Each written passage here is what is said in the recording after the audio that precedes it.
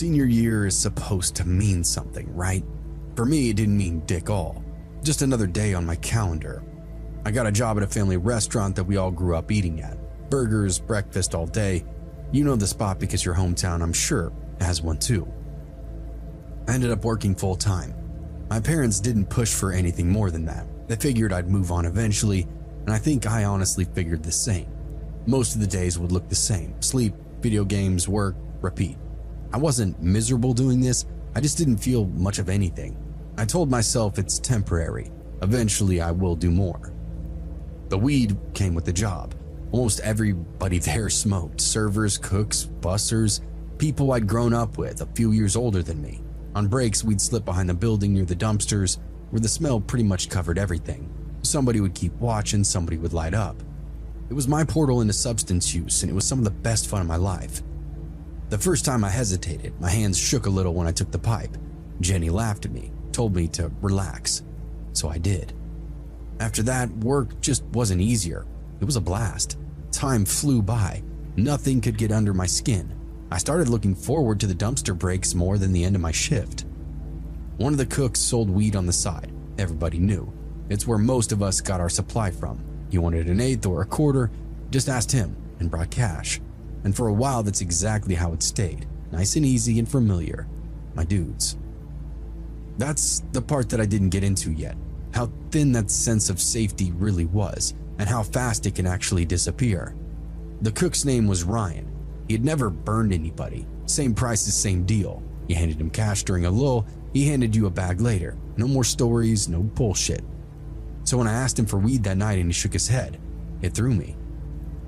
I didn't re-up. I'm totally dry this week. That annoyed me. I was new to smoking but didn't want to be cut off. It felt right away, this low buzz of frustration teetering on some kind of crash out. Jenny noticed I was off and asked me what was going on. I told her. She thought for a second, then unlocked her phone. There's a guy I've used before. It's not my regular guy, but more like my brother's friend. She paused for just a beat. He cool? I asked. Yeah, just you be cool. She sent me the number, no name. I texted it near the end of my shift. No response after that. I checked my phone over and over, desperately. Finally, I get a text saying, "What you need?" I told him. Said I'd pay $60 for an eighth. Just put my cards on the table. That works, he texted back. You free now? No, when I get off work, if that's cool, I said back to him.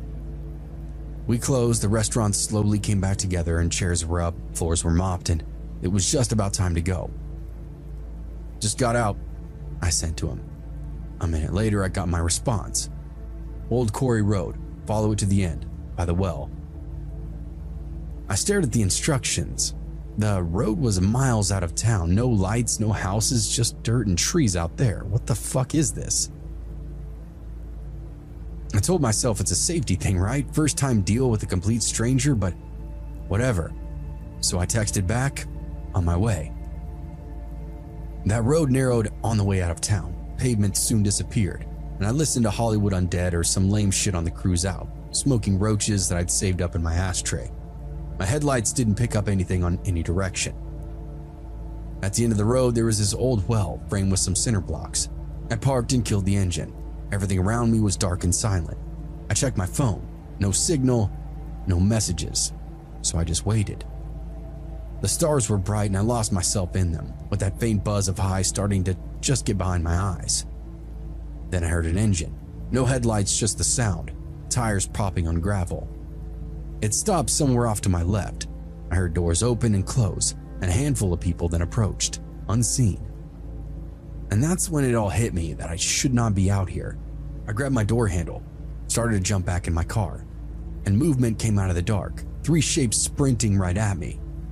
Hey, I started, and somebody hit me in the nose before I could even finish my sentence.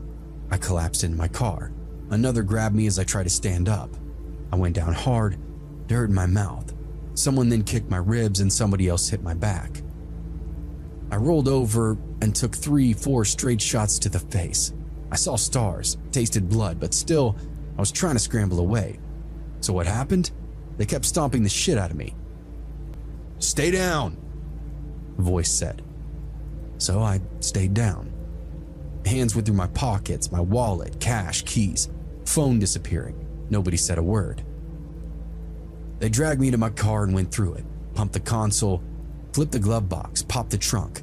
I lay there staring up at some stars, counting my breath, waiting for it just to be over. Them leaving, killing me, whatever it took. Eventually, everybody walked away and the engine came back. Doors opened and closed, and they tooted back the way they came from.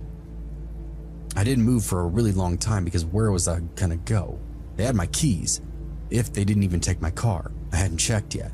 Everything hurt, but nothing felt broken. When I finally sat up, my ribs screamed and my head was ringing. My arms and legs were shaking like I was having a seizure. My car was still there, doors open, interior completely torn apart. Wallet was gone, all my cash, around $340. My phone, my Nintendo DS, and that part straight pissed me off. I saw my situation and just kind of curled up and started crying. When I was finally done moaning, I drove home, sticking to the back roads. I didn't turn on the radio. Every set of headlights behind me was making me tense up. Was afraid they were following me. Came back to finish the job, but nobody ever cruised up on me. My parents were asleep when I got home and I didn't wake them. I cleaned the dirt off my face, rinsed my mouth and went to bed, nervous I might have a concussion. The next day at work, Emily asked what happened and I told her I got jumped and didn't get into the details. Who were they? I asked her. She hesitated before saying, I don't really know. They're friends of my brother or people he knows. I've only bought from them a couple of times. That's all she had to offer me. I thought about calling the cops and ended up deciding against it. I didn't feel like explaining why I was out there or what I was doing. There was nothing I could point to anyway, nothing legal anyway. So I just took the hit, picked up a few extra shifts and stayed quiet about it. I didn't buy from anybody new after that and just stuck to Ryan. Decided not to be so desperate to smoke. The bruises faded, but my ego was bruised for a long time after that. I thought about those assholes every day for years and years. Nothing supernatural happened out there, no mystery to solve. Just a really bad decision on my part and, of course, people who were ready to take full advantage of it.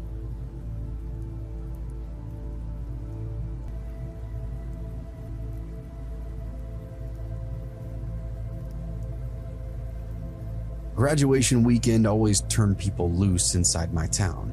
Parents were usually out of town like they usually were on the weekends, which meant my house ended up being the place.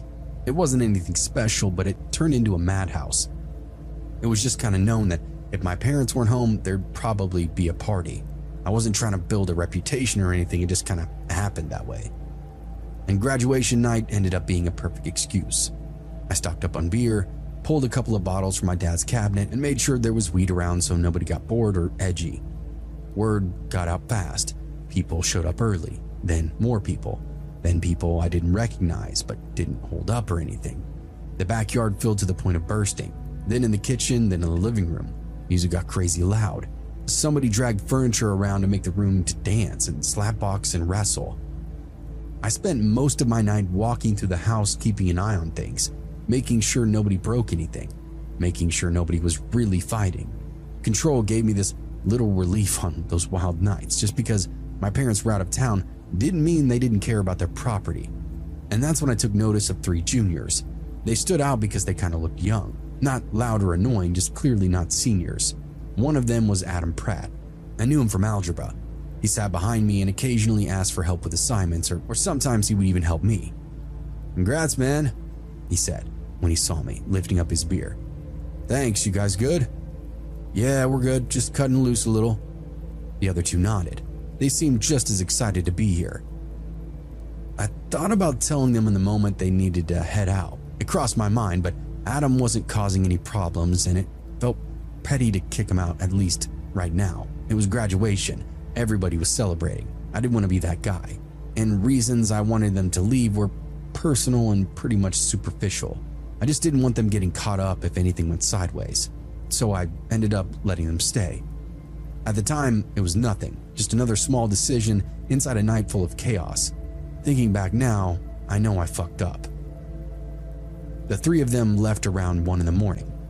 It was a wind-down phase. People were starting to trickle out, fall asleep in the corners or on the couch, or slinging shots in an effort to black out before it was finally over. Somebody had climbed over the counter in the kitchen to dance and spit bars. Another guy was arguing with his girlfriend in the driveway. All I could think about was the cleanup. Adam found me near the back door. "Hey man, we're gonna head out." The other two were behind him, already wobbling, grinning with that drunken glow. Adam raised his drink higher. "Congrats to all the seniors.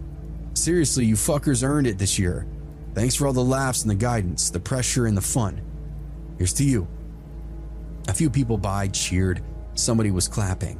Adam tipped his beer all the way back and finished it, then crushed the can against his forehead. Even more cheers followed that. The other two followed suit. They grabbed their bikes from the side yard and rolled them out toward the street. "You guys riding?" I asked with a laugh. "Yeah, it's fine," one of them said, half leaned over. They pushed off down the block laughing, swerving a little as they disappeared off into the dark.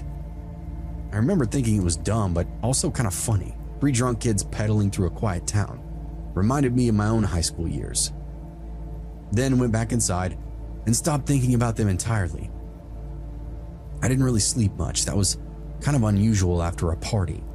The house smelled like beer and sweat. People crashed wherever they could. Couches, floors, the basement. I finally passed out just before sunrise, after filling up a few trash cans with wrappers and beer cans, as well as about 500 red Solo cups. I woke up to my phone buzzing next to me. By the time I looked at it, there was already a ton of missed calls and texts. Group chats were lighting up, names I recognized relaying my perfect nightmare. "Did you hear? Something's wrong. Some kid didn't make it home last night." I sat up quickly in bed, still half drunk, trying to make sense of it. At first, I assumed it was nothing. Somebody crashed somewhere. Someone's parents were freaking out a little early. It happened all the time. Kids got drunk, stumbled the wrong way, and slept it off in the woods. It even happened to me. And then as I'm reading the messages, I hear sirens outside, and by mid-morning, it was everywhere. Adam's parents had reported him missing. The 2 boys he left with told the same story to anybody who asked. They were riding home. Adam fell behind, and when they turned around, he was gone. They circled the block, rode back and forth, calling his name for at least an hour. They said they heard a yelp, like a dog, one of them told people, or a coyote or something, but they eventually just went home. Around noon, I got a knock at my door. 2 cops were standing on my porch, one older and one younger, both calm and polite. "You the homeowner?" The older one asked me. My parents are," I said. "They're out of town though. Heard there was a party here last night." "Yeah." They asked me to walk him through it, who was here, how late it went, if I knew Adam Pratt, if I saw him leave. "Yeah, he left around 1 with 2 other guys on bikes. I walked them out and everything." "Were they drinking?" "Yeah, they were." "Any problems between him or anybody else?" "No, not at all. Everybody was cool. There wasn't any issues." They asked me to vouch for the people who'd been there, and I did my best. I told them the truth. It was a big party. People came and went, but nobody was fighting. Nobody singled Adam out. Nobody had a reason to hurt him or have anything against him. The younger cop was writing everything down, and for some reason it just made me nervous as hell. The older one just kind of nodded along. "Right now we're assuming he's either wandered off drunk or something happened after he left. We're trying to establish a timeline. We're not here to arrest you or anything like that." They thanked me and then left. I stood there in the doorway long after they were gone, just watching the empty street. The house was quiet, but the street felt electric. I told myself, it's just a missing kid. He'll turn up embarrassed and just hungover. Still, cars and pedestrians patrolled every street, and by late afternoon, the town was crawling. Cars were moving at a snail pace. People stood in small groups on the sidewalk and the gas station, asking everybody that came by if they've seen this boy. Adam's picture then started circulating online. School photo, awkward smile. Volunteers gathering up at the edge of town where the fields were dropped away towards the drainage ditches and culverts that fed into the creek. I stayed home, had a party to clean up after, and I was still kind of in that denial phase. And that's when the cops came back. This time there was 3 of them, and they weren't smiling. The older officer asked if we could talk outside, so I stepped out on the porch, my stomach fully ready to upchuck everything inside it. "We found Adam's bike," he said to me. I waited and looked at him. "It was in your dumpster." I laughed. I knew right away that was the wrong thing to do, and the cops stared at me for any kind of further reaction. That's not possible. I haven't gone anywhere." He didn't react. "The dumpster, out by the curb, the one right in front of your house?" They showed me pictures. Twisted frame, bent wheels. The front fork was cracked like it had been run over by a train or some kind of big truck. "I didn't put that there," I said. "I never left my house." "Look, we believe you," the younger cop said, "but that's why we need to ask a few more questions." They asked who stayed the night, who left late, if anybody might have come back to the party, if anybody had a reason to hide something in my trash. I didn't have any answers for them. They asked to search the house. I hesitated, and then I said, "Yeah, sure." I didn't want it to look like I had something to hide. All I wanted was to get all of this out of the way before my parents got home the next day. So they went room to room, opening doors, checking closets. One of them, of course, found my weed stash in the shoebox under my bed. He looked at it, looked at me, then closed the lid. "That's not what we're here for," he said. They didn't find anything else. After they left, I sat on my bed, trying to replay the whole night, every face, every conversation, every moment that I wasn't really paying attention. I started to wonder if somebody from the party followed Adam and those others out, if somebody saw some kind of opportunity. That night, searchlights swept the field. Dogs barked off in the distance. I didn't sleep at all. I kept envisioning a helicopter banking out of the cloudy night, circling my house with a spotlight. They found Adam 2 days later. There's a sinkhole in a field on the edge of town, half hidden by tall grass. It led down into this old drainage pipe system that ran under the road. His body had been pushed and turned by the water, and it made things unclear. Hard to say exactly what injuries came from the fall and what might have happened before that. The official explanation? He stopped to take a piss by that field. It was dark, he didn't see the hole, and then plummeted 20 or 30 feet, hit his head, and died.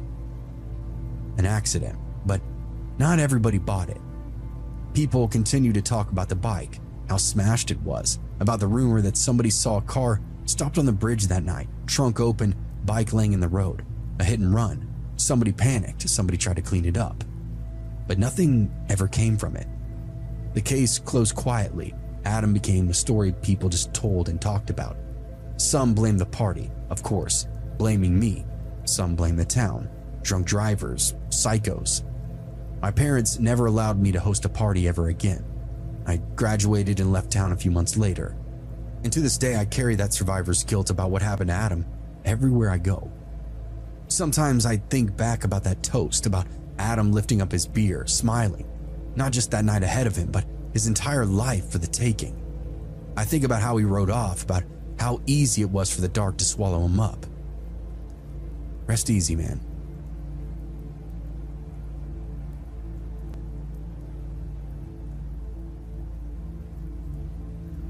I grew up in a really small house at the edge of our neighborhood, where darkness ran the show once the sun went down. During the day, it didn't feel very isolated. Kids rode their bikes past our place, cars cut through their own way out of town, and everything felt nice and ordinary. At night, though, it got dark. Our porch light would barely even reach the yard, and beyond that was just black space and woodland. And that really never bothered me. I wasn't scared of the dark or animals or noises outside. The house was solid, safe. My parents were attentive inside this quiet, consistent way. They were involved in everything I did, encouraged me to try new things, and loved me throughout all of it. I trusted them completely, and because of that, I trusted the house. They wouldn't let anything bad happen to me, especially here. On weekends, they'd let me sleep in the living room. It was treated like this small reward, something special. I'd lay out a blanket on the floor, grab a pillow from my bed, and camp out in front of the TV. I'd watch whatever movies I could get my hands on, sometimes horror, sometimes funny girl movies. I ate popcorn straight from a mixing bowl, tried to stay awake as long as I possibly could. Most of the nights it was mission accomplished. I'd wake up late, covered in popcorn butter, TV still running. And that night in particular, it wasn't any different. I had the TV on, the living room was dark except for the screen, and I remember finishing my popcorn, setting the bowl off to the side, telling myself I'll stay awake a little longer. I don't remember drifting off, I just remember opening up my eyes again. The TV was still on, but the sound felt far away. It wasn't fear, it was just a sense that I was no longer alone, like the room had just been in motion before I woke up. My eyes started moving toward the front window without giving it any other thought. At first, I saw nothing, just the reflection of the TV and the curtains pulled most of the way close. And then, a shadow crossed the glass. I stayed still watching. The porch light wasn't on, so my eyes adjusted. I could barely make out the shape of a man moving across the porch. He was tall with a bald head. He wasn't trying to be quiet either. He dragged one of the chairs across the boards and then moved it to the small table. He moved quickly, rearranging everything on the porch. I didn't sit up, I didn't reach for anything. I just watched him shift the furniture around, lining up the chairs, then moving them again. The TV painted the wall and the glass all kinds of colors, which made it even creepier. When he finished, he stepped right up to the window. I felt my body go heavy, pretending to still be asleep without really thinking about it. Armor for most children, you know?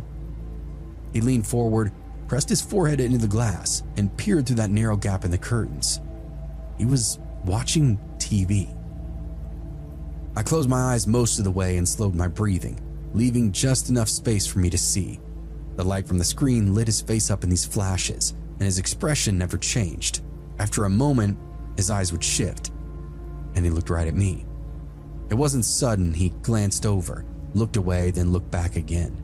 His eyes moved over me, taking in my face, my body on the floor, the blanket. There's no reaction to his face, which was haunting to my child mind. Was he expecting me to be there? I don't know, but I didn't move. Eventually, he turned back to the TV, and my thoughts started to catch up then. I wondered where he'd come from. Our house is not close to anything. There were woods behind us and scattered houses before town would pick up again. I pictured him walking through the trees and noticing the light from the window, following it like a moth to a flame. I didn't know how long he stayed there, but my legs fell asleep and so did my arms. I peeked an eye open and saw that he was gone. I waited for the shadow to come back, but instead I heard footsteps moving across the porch. I waited a few more seconds after the footsteps started. They ended up moving toward the edge of my house. Hearing those familiar boards creak in the same ways they did when myself or my parents walked across them, it was nauseating. And that finally kicked me into action. I got up, ran down the hallway to my parents' room. I didn't bother knocking, just opened the door and whispered my dad's name. He was already awake, standing near the window with the curtains pulled back an inch. "What's going on?" I asked him. He didn't look at me right away. "I heard something outside," he said. "I thought it was you." So I told him about the man on the porch, that I'd seen him through the living room window. My dad nodded at me. He said he'd woken up a few minutes earlier when he heard those footsteps and had been waiting to see who it was. And that's when he saw the same man moving around out there. My dad picked up the phone and called 911. He kept his voice calm, gave our address, explained that there was somebody on the porch that he did not recognize. Then he opened the closet and took out a baseball bat. I remember thinking how strange it was to see him holding it like that, barefoot in his pajamas. He told me to stay in the hall and then went to the front door. I watched him from the corner as he opened it up and stepped onto the porch. He raised his voice, firmly speaking, telling the man that the police were on their way and that he needed to stay right where he was. And for a moment, nothing happened. The man stepped out from the darker side of the house like he'd been hiding. He didn't argue, he didn't speak. He walked over and sat down on the porch steps, hands in his lap, staring straight ahead. The strangest thing I've ever seen. The police would show up a few minutes later, ask him some questions, and ask my dad some more questions, then walk the man to their car. They told us they were taking him in for some kind of welfare check. He hadn't broken in or anything and done really anything wrong. He didn't even try to get inside. Technically, he wasn't in trouble. After they left, my dad fixed the furniture on the porch and checked the darker corners of the property, and he said everything looked normal, looked fine. I never saw that man again. Never heard anything about who he was or where he even came from. We didn't move, but I stopped sleeping in the living room after that. Even now, I think about how calmly he just sat on those steps, how comfortable he seemed to be waiting for the police. I still walk down that stoop every day, and it gives me chills to think about the guy and how relaxed he was, sitting right there, right where I was now, like he hadn't done anything wrong at all.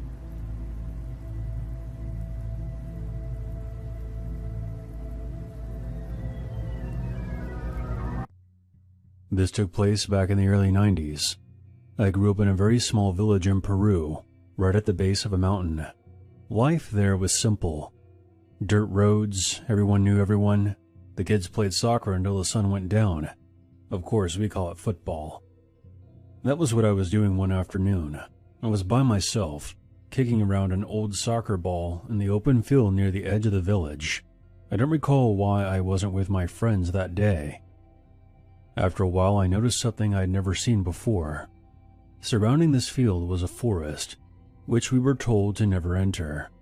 Prior to this, a young boy was killed by a fer de lance, the most dangerous snake in our country. Jaguars were also known to hunt these woods as well, although they seemed to keep their distance from the village after being shot at many times. After an El Niño hit our village, some of the trees had been uprooted or knocked over. The base of the mountain was now visible from the open field. There was a small, dark opening in the rock face that was once hidden by the bushes and tall grass. It looked like the mouth of a cave. At first, I ignored it, but after an hour, the curiosity started eating away at me. I told myself I would just take a quick look inside. No more than 5 minutes. The moment I stepped past the entrance, the air changed. It became thick and heavy, like I was trying to breathe underwater. My chest felt tight, and I immediately became on edge. There were many small holes and cracks in the rocks above me, so daylight cut through the darkness and lit the way. I kept going deeper, even though every part of me was screaming to turn back. I then saw something. Hanging from tiny ropes were these dolls, dozens of them, crude little figures made of cloth and sticks.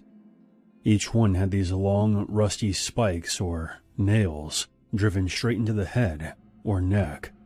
Some had multiple. They swayed slightly, even though there was no wind inside this cave. I felt my stomach turn. I had heard stories about the Bruja who were brought here by the Spanish centuries ago. It was said that they were once healers before the horrors of the Inquisition exposed them to the brutality of their own masters.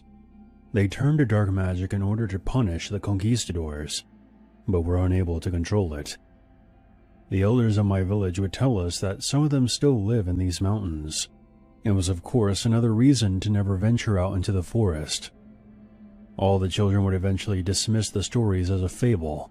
Remote villages, especially in South America, all have stories like this. However, from the moment I saw those tiny dolls hanging from the ceiling, I regretted not taking those stories more seriously. I should have ran, but something kept pulling me forward. The tunnel narrowed even more, until I had to duck my head. It was around here that the outside light stopped coming through. However, I saw that the corridor made a sharp turn. From around the next corner, I saw the glow of firelight flickering on the rock walls. I entered to see the light was coming from 2 torches that were mounted on the rock, burning with a low, steady flame. They revealed the full cavern. I saw bones, skeletons embedded into the walls, like they had been pushed inside the rock itself.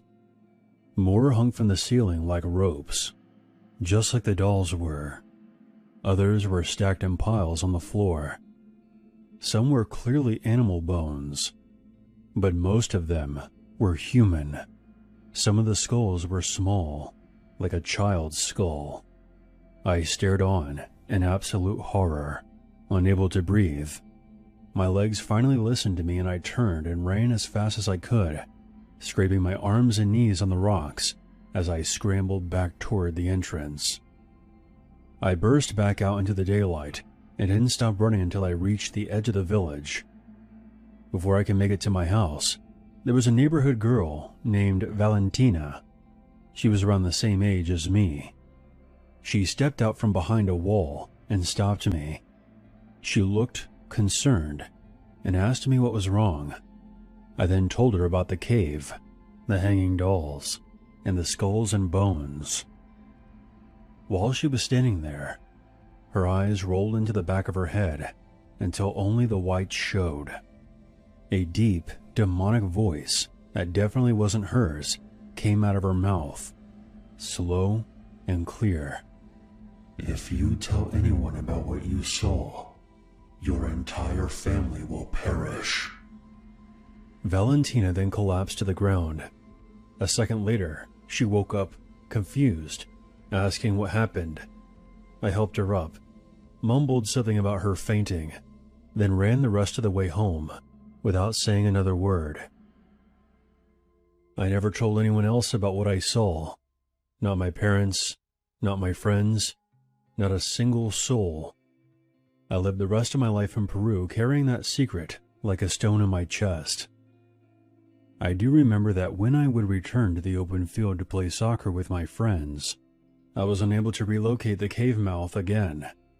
I did try searching for it in that same area, but it was nowhere to be found. In 2003, I finally moved to the United States. My parents passed away a few years ago, which were my last relatives that lived in Peru. For the first time in my life, I feel safe enough to speak about this. I still don't know exactly what I walked into that day. The stories of the Bruja from my village don't exactly match up with real history. But what I am certain of is that cave was used for some malevolent form of witchcraft. Some kind of ritual site if I had to guess. Those tiny dolls with spikes in their heads. Those bones that littered that cave. And that evil voice coming out of that little girl's mouth have stayed with me ever since. I'm fairly new to this channel, so if anyone listening has their own theories about my experience, I would love to hear them. This happened a few years back, outside of my workshop in Phoenix. I'm the guy you call when something with an engine breaks down. I've always been good at fixing cars, lawnmowers, and even off-road vehicles. So when my buddy calls me up and asks me to help him fix up this old dune buggy he bought off Facebook Marketplace, I said sure. He would have to pay, but sure. I knew a thing or two about dune buggies, and my friend had bought a piece of shit. But since I'm such a nice guy, I spent the next couple of weekends welding, swapping out parts, and getting it running again. The day finally came for me to test out my work. I told myself I would just do a short loop, nothing crazy, stay within a mile or two of the workshop, so I could walk back if anything went wrong.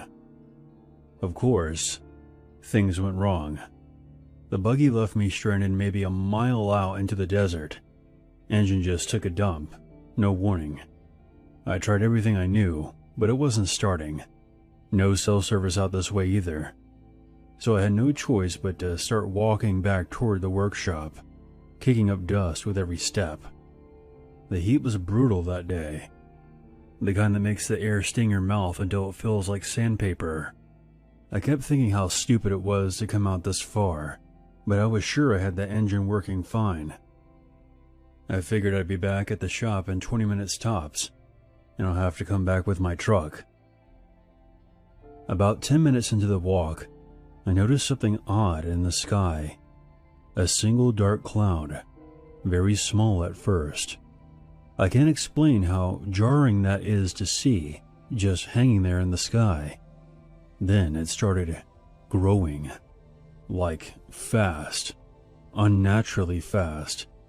In less than a minute, it had spread out and swallowed the whole sky above me, turning everything gray and heavy.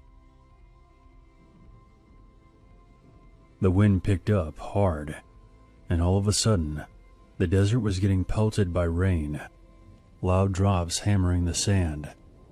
Thunder cracked so loud, I actually covered my ears and fell to one knee.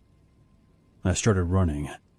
Not because I was scared, but because for one of only a handful of times in my life, I didn't want to get drenched. As I looked up toward a sandstone peak off in the distance, I saw something. A figure standing at the very top, perfectly still.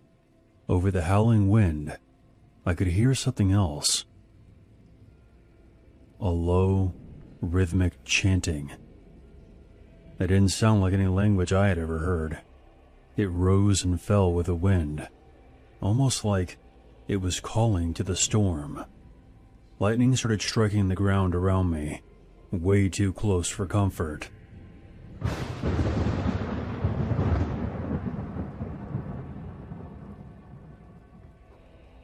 I spotted the old roof of a decommissioned gas station up ahead and sprinted for it, ducking under the overhang, just as another bolt lit up the sky.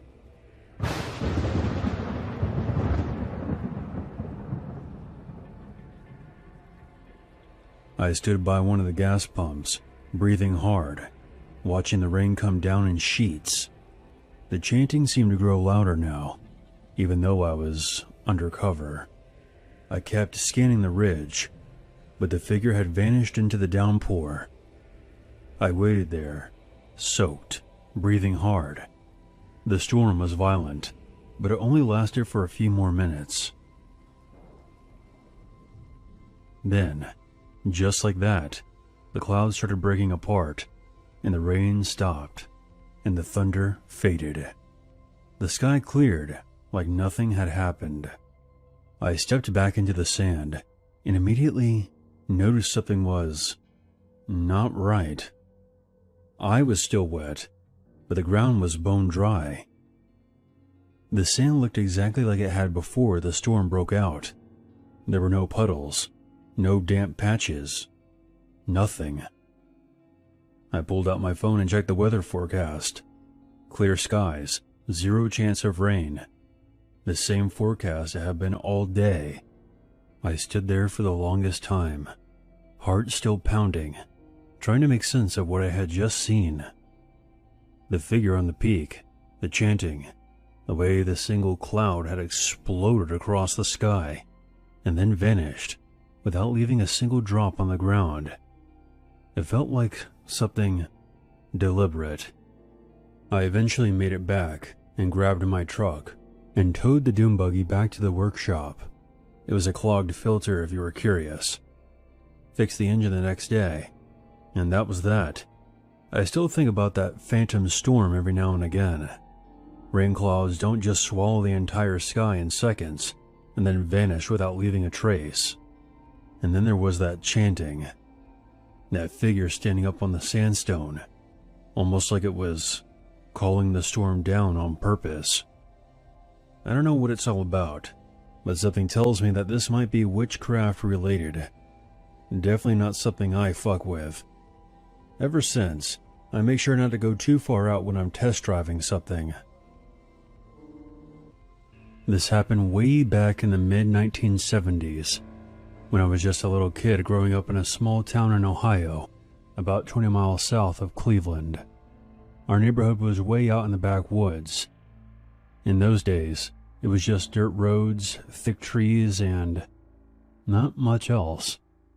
Me and a couple of other neighborhood kids, all between the ages of 7 and 9, used to play hide and seek almost every day after school, because there was nothing else to do.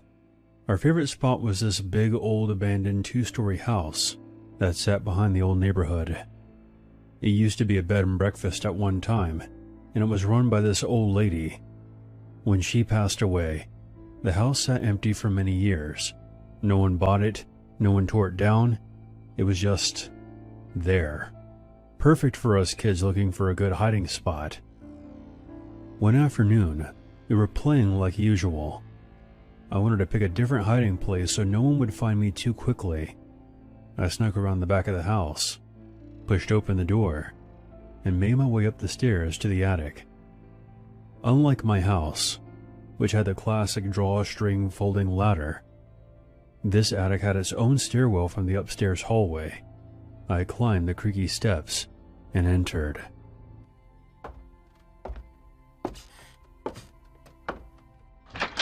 I froze in absolute horror. There was a row of lit candles on the floor, maybe 10 or 12 of them, leading straight across the attic like a path. At the end of the candles, lined against the far wall, was a sight I still can't get out of my head. Dozens of crows had been disemboweled, then hung up on the wall, with their wings spread out. Their insides were arranged in strange patterns on the floorboards. The smell hit me all at once, and I felt my stomach flip. I turned and ran. I didn't even try to be quiet. In fact, I was screaming. I flew down the stairs, burst out the back door, and sprinted straight to my friends who were still in the yard. "You guys have to come see this. There's candles and dead crows in the attic. Someone nailed them to the wall." They looked at me like I was crazy, but they followed me back anyway. When we got to the house, the back door was still open, but when we climbed the stairs to the attic door, it was locked. It wouldn't budge no matter how hard we pushed or kicked it. We couldn't see any candlelight flickering underneath the door either. My friends didn't believe my story. They said I was making the whole thing up, and that I was the one that locked the door. When I told my parents that night, they just laughed it off and told me to stop making up stories, and to also stop going into that old house. No one believed me. Not a single person. I actually listened to my parents, and avoided going in that house for future games of hide and seek, before it was finally torn down to make room for the expanding neighborhood. But before the bulldozers were sent in, workers pulled out several remains of animal skeletons, mostly birds, but a few bigger ones that may have been dogs or cats. They also found children's clothing. They were unable to determine who they belonged to. The police came and investigated the house before it got leveled. Other than more animal remains, they found nothing to indicate anyone had been murdered there. Decades have passed, and I still think about those lit candles and those poor crows nailed to the wall. I still wonder who was using that house to perform what looked like black magic, and if it had anything to do with the clothing that was discovered there. I highly doubt the police did a thorough enough job searching that house before it was bulldozed. I'm somewhat addicted to watching true crime shows, and I can tell you from personal experience. In rural Ohio, back in the 70s, the local police probably didn't even know what forensic evidence was. No one will ever truly know what took place in that old house in the years it sat there. I'm not a clairvoyant whatsoever, but something tells me that if someone took a shovel and started digging where that house used to be, they would most certainly unearth human remains. I used to work at Walmart as a cashier. Sometimes I would see some weird things working there, especially late at night. But the one that takes the cake is something that happened one particular night when I was fairly new to the job. So this was way back in the fall of 2004. I had just recently got my job at Walmart and was working as a cashier. I had only been there for maybe a month. I was only 17 and this was my first job ever. During this time, I did not have a car and would rely on my parents to drive me to and from work. So one time, I was working sometime in the afternoon until like 10 o'clock at night. Maybe 11 o'clock, I don't remember the exact time, but I do remember that it was pretty late. The shift was pretty average from the start. I don't remember a whole lot about early in it, but I do know that when it got to be nighttime, things were pretty quiet as usual. There were not many people there, and I would only have somebody come into my checkout line every here and there. Eventually, when I was off in maybe an hour, things were even more quiet. Then I saw someone approach my checkout. It was a man who looked like a clown. He was wearing pretty much normal clothes from what I remember, but then he had his face painted all white, and his hair was either painted red or it was a wig. His nose was red, and all around his lips was also red as well, and then he had painted on his eyebrows. It was the full clown look, and it was so much so that I had absolutely no idea what the guy really looked like. It was a strange thing to see, and I didn't know why he was looking like a clown. It was not Halloween, and I didn't know of any events going on nearby or anything like that. When I saw him, I don't remember what he was buying, but I think he was just getting like 1 or 2 things. I said hi, and then I asked him what he was doing looking like a clown. I was curious, and I remember that I asked it in a cheerful and friendly way. However, the clown looked at me with a very serious face, almost a glare, and did not answer. I thought maybe he lost a bet or something, and I asked him if he lost a bet. He still said nothing and just looked at me angrily. I said sorry and nothing else. The only other time either of us said anything was when I told him the price, and then he paid. He seemed very serious and borderline angry, and it made me nervous. So he took his stuff and then walked away and left the store. I continued on with work after that. For the next bit of time, mostly there really wasn't anything to do. Eventually, I got another customer in my checkout line and scanned their items for them. However, later on, when I was off in maybe 10 minutes, I remember that I saw a coworker walking by. It was someone who I was friendly with. He told me that there was a man dressed as a clown just walking around the parking lot. I said that that guy had been in my checkout line. My coworker said that it was really weird, and then he walked away. Then, a few minutes later, I was finally off of work. I went over and clocked out, and then I went out to wait for my mom to pick me up. Normally, I would sit out on the bench that was on the sidewalk directly in front of the Walmart building. When I got outside and sat down, things were obviously very quiet, as you could imagine. There were far less cars now in the parking lot, so I could see a large amount of it. Only about a minute or so into waiting, I saw the clown guy again. He was walking at the far side of the parking lot towards the back. He walked over a ways, and then he turned and started going up another road towards the store. I did not know what he was doing. The way it looked was that he was just walking around, not really doing anything. I remember that he was walking very slowly too. It was really weird. He walked up that row and then crossed over into the row that was closer to me. I'm not going to lie, I was just watching him the whole time because it was so strange. When he started walking down the row closer to me now, he looked over and noticed me watching him. Then he stopped and just stared at me, once again with a very serious look. I looked away, but when I looked again like 10 seconds later, he was still there, staring at me. He hadn't moved at all. Now, he was still a good 100 feet away from me or so, but it was still unsettling. After staring at each other for a while longer, I waved, not knowing what else to do, to try to be friendly. He did not wave back. He just stood there and kept staring at me. Then I saw him shake his head almost in disgust, and then turn and walk back to another row of cars sort of away from me. He continued with his walk through the parking lot. I really didn't think that this guy was simply joking around and trying to be funny. It seemed like he was really serious. He then walked back over to the other row of cars to where he had been before that was closer to me. When he did, he once again caught me watching him and stopped and started glaring at me.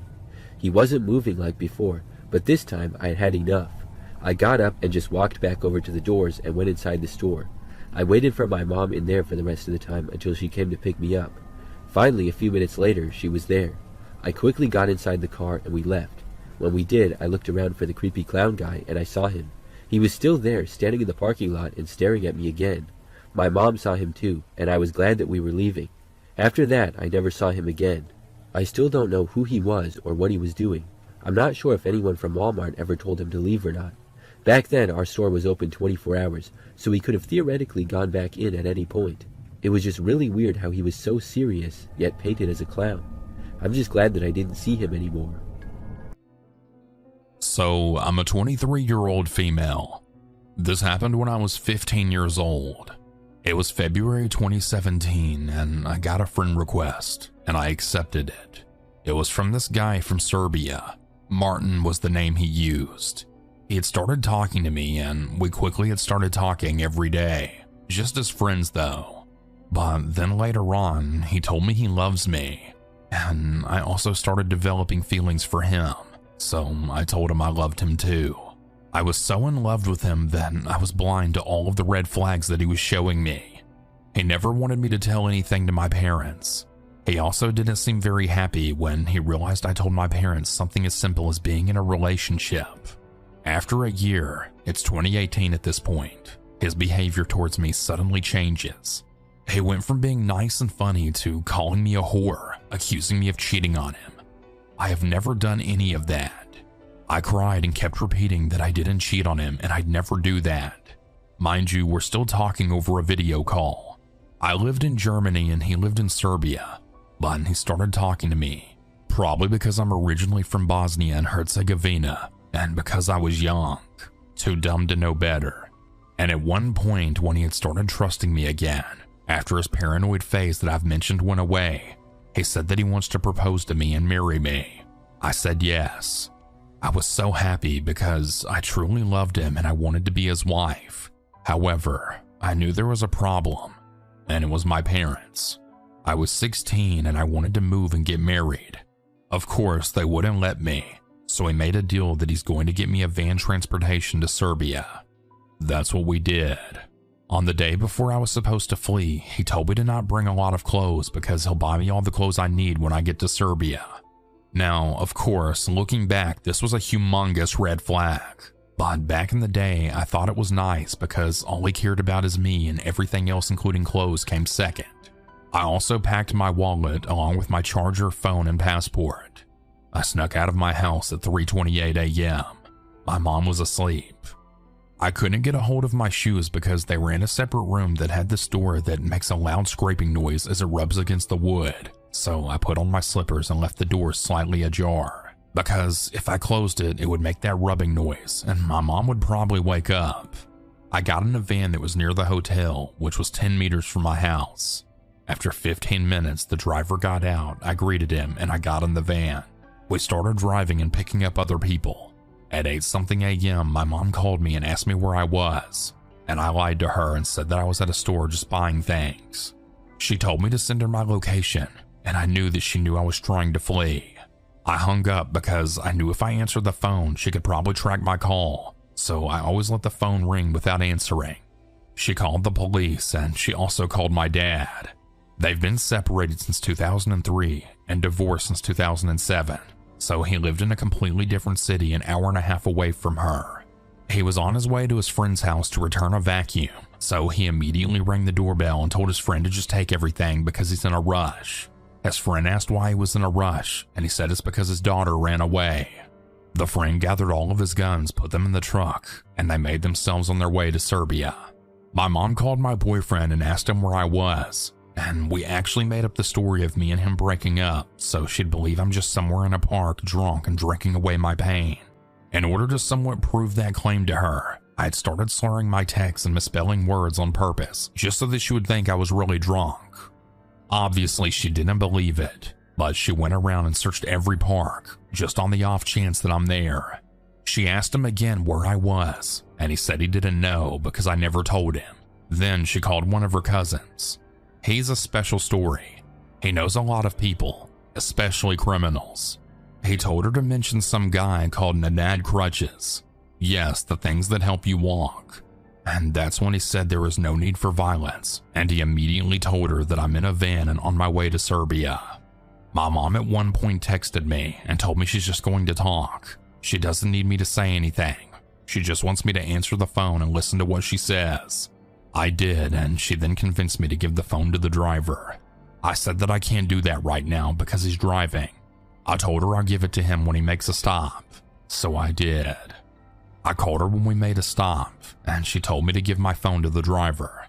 He answered the phone, and I don't know what she told him because it wasn't on speaker, but she definitely told him I was underage, that I had epilepsy. That is true. I've had it since the age of 12. And that she had already called the police, gave them my information so that they could immediately contact the border control, letting them know that they should arrest anyone with my passport and not let them through. The driver then realized there's no way out if he takes me with them. Then he started negotiating where to drop me off so someone could pick me up. He never wanted to drop me off somewhere where you had a lot of police. That should have also been a red flag, but it wasn't. He decided to drop me off somewhere next to some fast food place. I got off, he left. Then when I was next to some sushi place, I called my dad and told him where I was.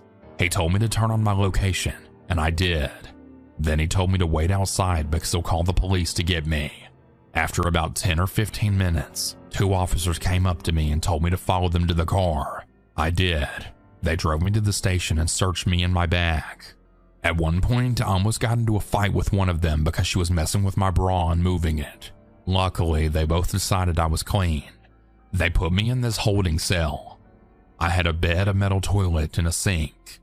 They also gave me a blanket and told me what button to press if I needed something. I fell asleep, and then after some time, One of them came and woke me up and told me that my dad was here to pick me up. So I got up and she led me to the office where my dad was along with his friend talking to the chief. He took my passport. I then got in the car with him and his best friend. He seemed very relaxed and he even answered in a funny goofy voice when I called him. That's how I knew he was absolutely pissed. His friend got to his house, then my dad got out of his car and told me to get in his car. I did. He got in and he took me to his house so he could sleep a little bit. His wife came while I was sitting in the living room and she asked me why I did it, that I could have been kidnapped and killed, that or sold to the human trafficking ring. Then she also told me that she would have killed her daughter if she tried the same. After about an hour or two, my dad woke up and they both greeted him with good morning. I said the same, but he just looked at me all pissed without saying anything to me. He then got ready and he told me to get up. We walked to his car. Mind you, he's not talking to me. He only talks when he has to.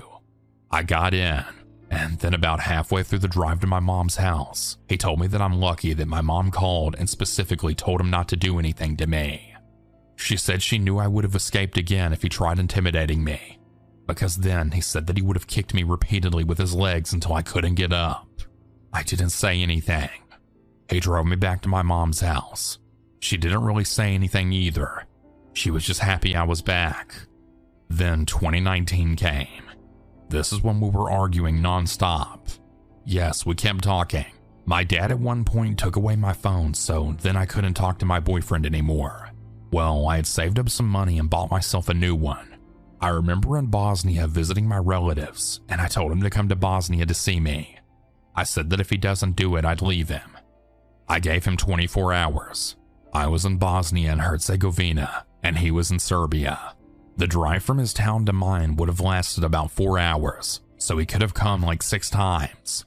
The next day, I was getting ready to hit the city, so I texted him and asked him if he's at the pizza parlor I told him to be at. He said he has bad news. I didn't care to listen. I said it's a yes or no question. After some time, he said no.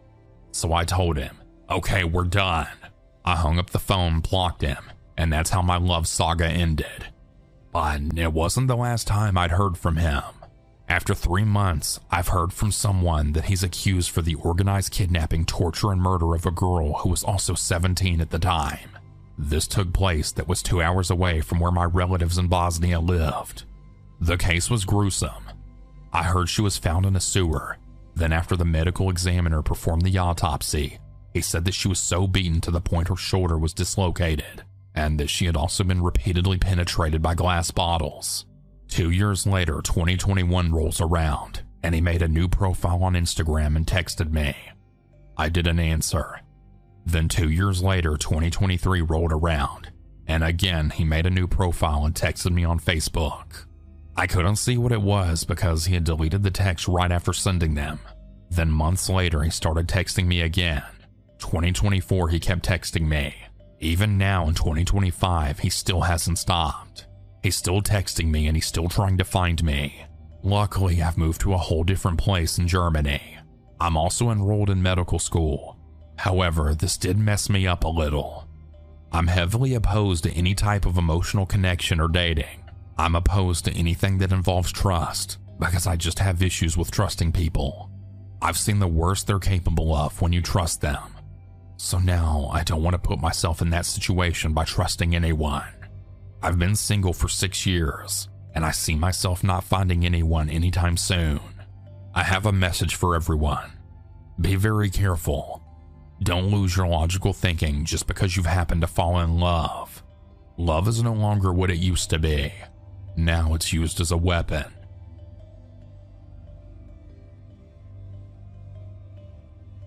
This happened when I was 13 in the spring of 2004.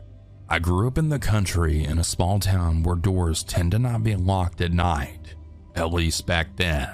This is going to be from the point of view of my parents, as I didn't know about this until after the fact.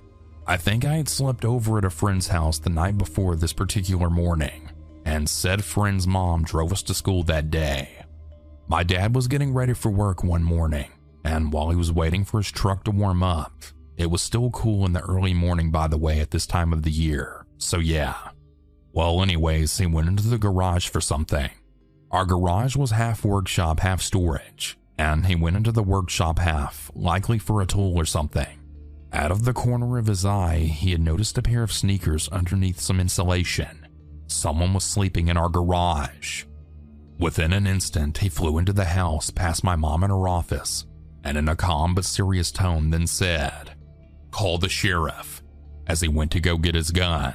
He then stood over the man with his gun on him until the police arrived. The man didn't try anything, as he was apparently high on some drug. I'm not sure which. Like I said, I grew up in the country and our town didn't have its own police force back then, being that small. It ended up being the state police that came out, I think 45 minutes or so after my mom called. They arrested the guy, and come to find out, he had just been released from jail the day before, his mom paying his bail. He was a junkie and was there on a drug charge. They were driving home from jail and they got into an argument. She kicked him out of her car and he started walking, eventually finding his way to our garage. Later on, after the police took the man away and my dad had gone to work, our neighbor came over to my mom to let her know that a ton of my dad's tools were in the backyard. Apparently this guy had planned on stealing my dad's tools to sell, but was either too tired or high to get very far, and decided to just take a nap in the garage. And you see how that worked out. My parents went to court for this man's trial, and from what I remember, he was sent back to jail, likely staying there much longer this time, since he was only out on bail before. This may not be too scary, but as an adult, I see much more to be afraid of now versus as a teen. My parents always kept me safe, and I pretty much had a sheltered, albeit happy childhood. What really scares me now looking back is that in the workshop there was a hidden key to our house. It was there when I could find it to get into the house after school in the event I ever lost my house keys. If he had gotten into the house, what could have happened that night? All I know is I'm grateful my parents were armed and knew how to handle this situation. Stay safe, stay vigilant, and take care, everyone.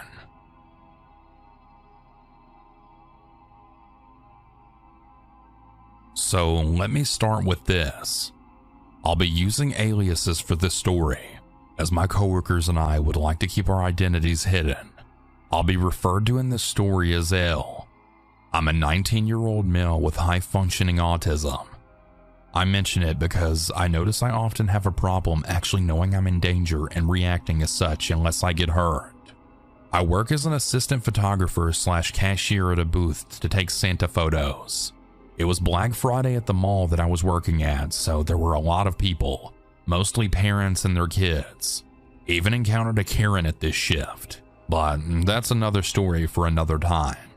Later into my shift, 2 hours before we could all clock out, we got a family of around 18 people, all even getting dressed in suits for these photos. So I was sharing some of the anxiety that me and my coworkers felt as they were probably going to be here for a while.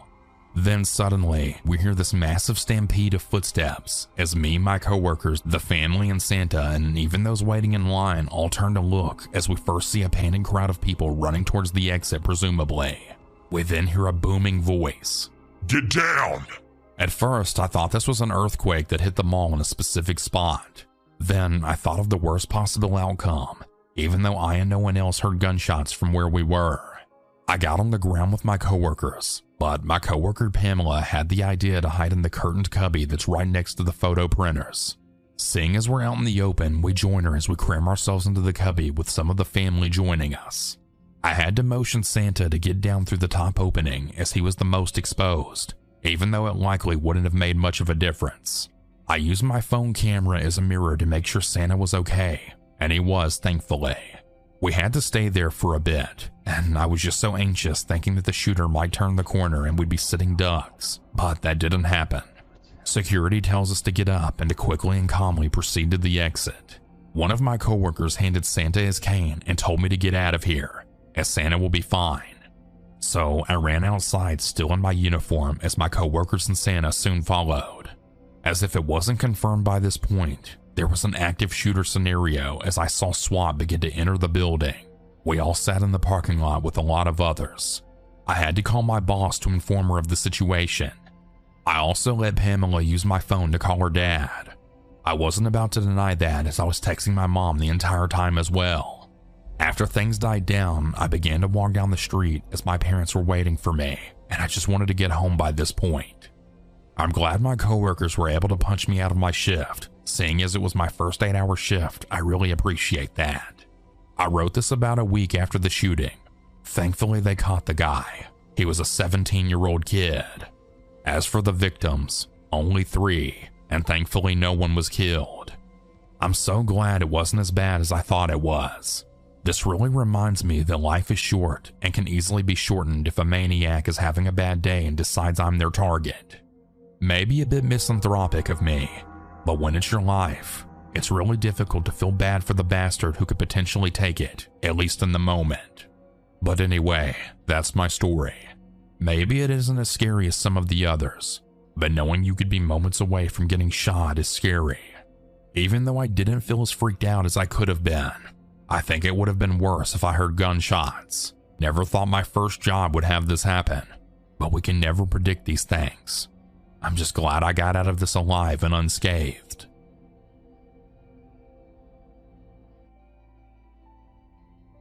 This story may not be scary in the sense other ones are, but at the time it was very unsettling. It took place in Glasgow in 2011. I went to a college outside the city center, and the story involves a couple of people in my course, which was television broadcasting production. Louise was a very well-liked student on the course. She was very friendly, very bubbly, and very pretty. She had bright dyed red hair and very pale skin. She looked a little like Hayley Williams from Paramore. There were a couple of guys on the course who were friends with her, but were obviously keen on being more than friends with her. There was the time before I was aware of the incel community, and I was naive about how some young men view women. These guys made sexist comments and would make inappropriate jokes about women. These 2 guys, Mike and James, were obsessed with filmmaking and the internet.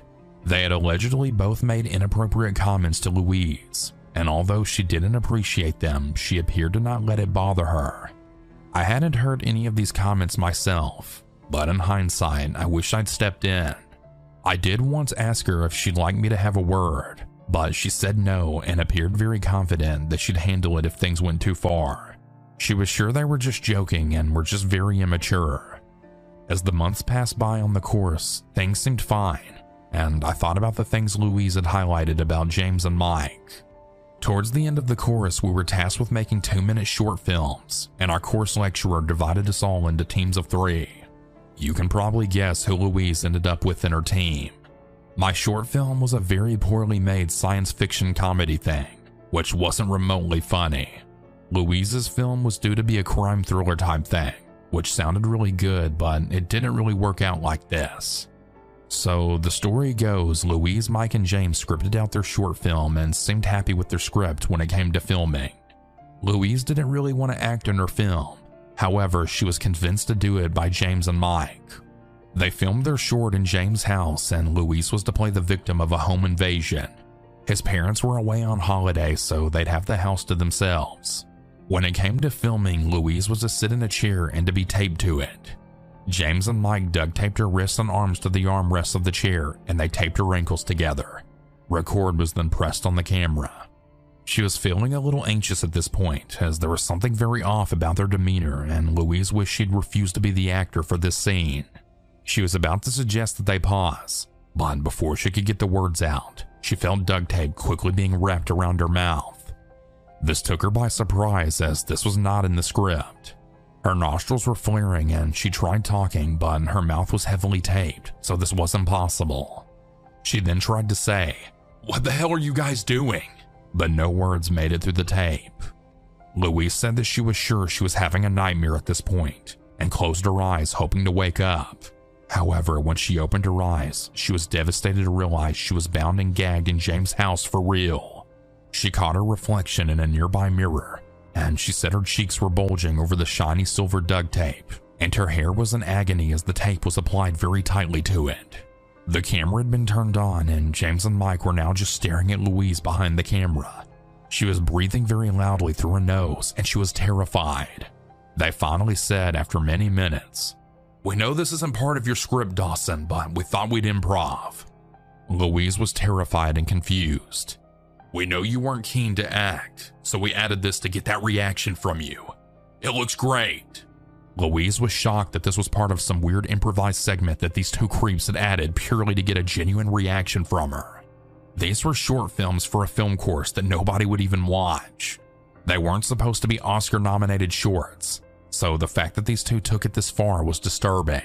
They began to remove the gag from Louise's mouth, and she grunted and mumbled as her hair was being pulled out with the removal of the tape. As soon as the final piece of tape was removed from her mouth, she began screaming at them and rightly berated them for this. They apparently were shocked and stunned by her reaction. Louise demanded that they cut her arms and feet free and stormed out of James' house. Our course lecturer spoke to both of them, and both were only given a warning about this. We couldn't believe it. If anything, they should have been kicked off the course at the very least. To make things more infuriating, both of these creeps continue to work in the TV industry to some degree. Louise does too, and she's been very successful. I have also been grateful to have had a successful career in television here in the UK for the last decade or so. But the fact that these two continue to work in the industry despite their views and behavior leaves a really bad taste in the mouth. The television and film industries obviously have a very bad record for having unsavory people in front and behind the camera. So in some ways, I'm not surprised that these two are still present in the industry. But I do wonder if they've done anything else such as this. I hope that they have matured and moved past their incel stage. But it really irks me that Louise didn't really get any form of justice for this incident. Grief can do some strange things to people. That's what I was always told anyway. My mom first told me that when one of my high school friends lost her sister and started dressing up and acting like her sister. It made sense to me then, and I went out of my way to befriend her. Now, we're still close BFFs to this day, incidentally, and that's relevant to the story because she's a bit of a Let's Read fangirl, and she's the one who encouraged me to write in with this tale. Now, don't worry, she won't mind that I've included the personal little bit about her. She's proofreading and approving the whole thing, by the way. Now, this incident happened when I was 19. I've taken a year out after high school before going to college so I could work and put together some savings to avoid my student loans from being sky high. It didn't really work, but at least I tried. Now, this was back in I think maybe 2012 when Facebook was still really popular. We had a local neighborhood watch. I wasn't really a member as such. I didn't go to meetings or get involved, but I was their honorary mascot, which meant that I was a member of the Facebook group. Now, one day, I logged on to find the group totally abuzz. A whole bunch of the neighbors had witnessed something straight out of a horror movie, apparently. As the previous night, an elderly woman had been walking up and down the street, pushing an industrial-style shopping cart. No harm done, right? Well, the shopping cart contained a full-sized coffin. And she wasn't just walking down the street once. She was walking down the street, disappearing for a while, and then walking back the way she came. One of the neighbors, a night owl guy that I knew, his name was James, decided to follow her at a distance. He discovered that she had been walking in a circle around a few blocks and then turning around at a certain point and repeating the circuit in reverse. Everyone's posts were rife with speculation. Why was she carting a coffin around? Was that even legal? Apparently it looked like a fairly battered, dirty coffin, and some of the theories were wild. Now, it took me, a 19-year-old girl, to provide a grounded suggestion. It was a Halloween prop. It was the start of October, so it wasn't out of the ordinary. Now, James immediately shot my idea down. I hadn't seen her. Why would this extremely elderly lady be walking a circuit around the block with a spirit Halloween coffin in a shopping cart? That's a good point, James, but had he considered dementia? Maybe the old lady lived on the next street over and she was suffering from sundown syndrome, which causes dementia sufferers to start acting weird right after nightfall. It was as good an explanation as any. But whatever. It had happened, it was over, and I guess we'd never know, I said. But wrong. I was very wrong.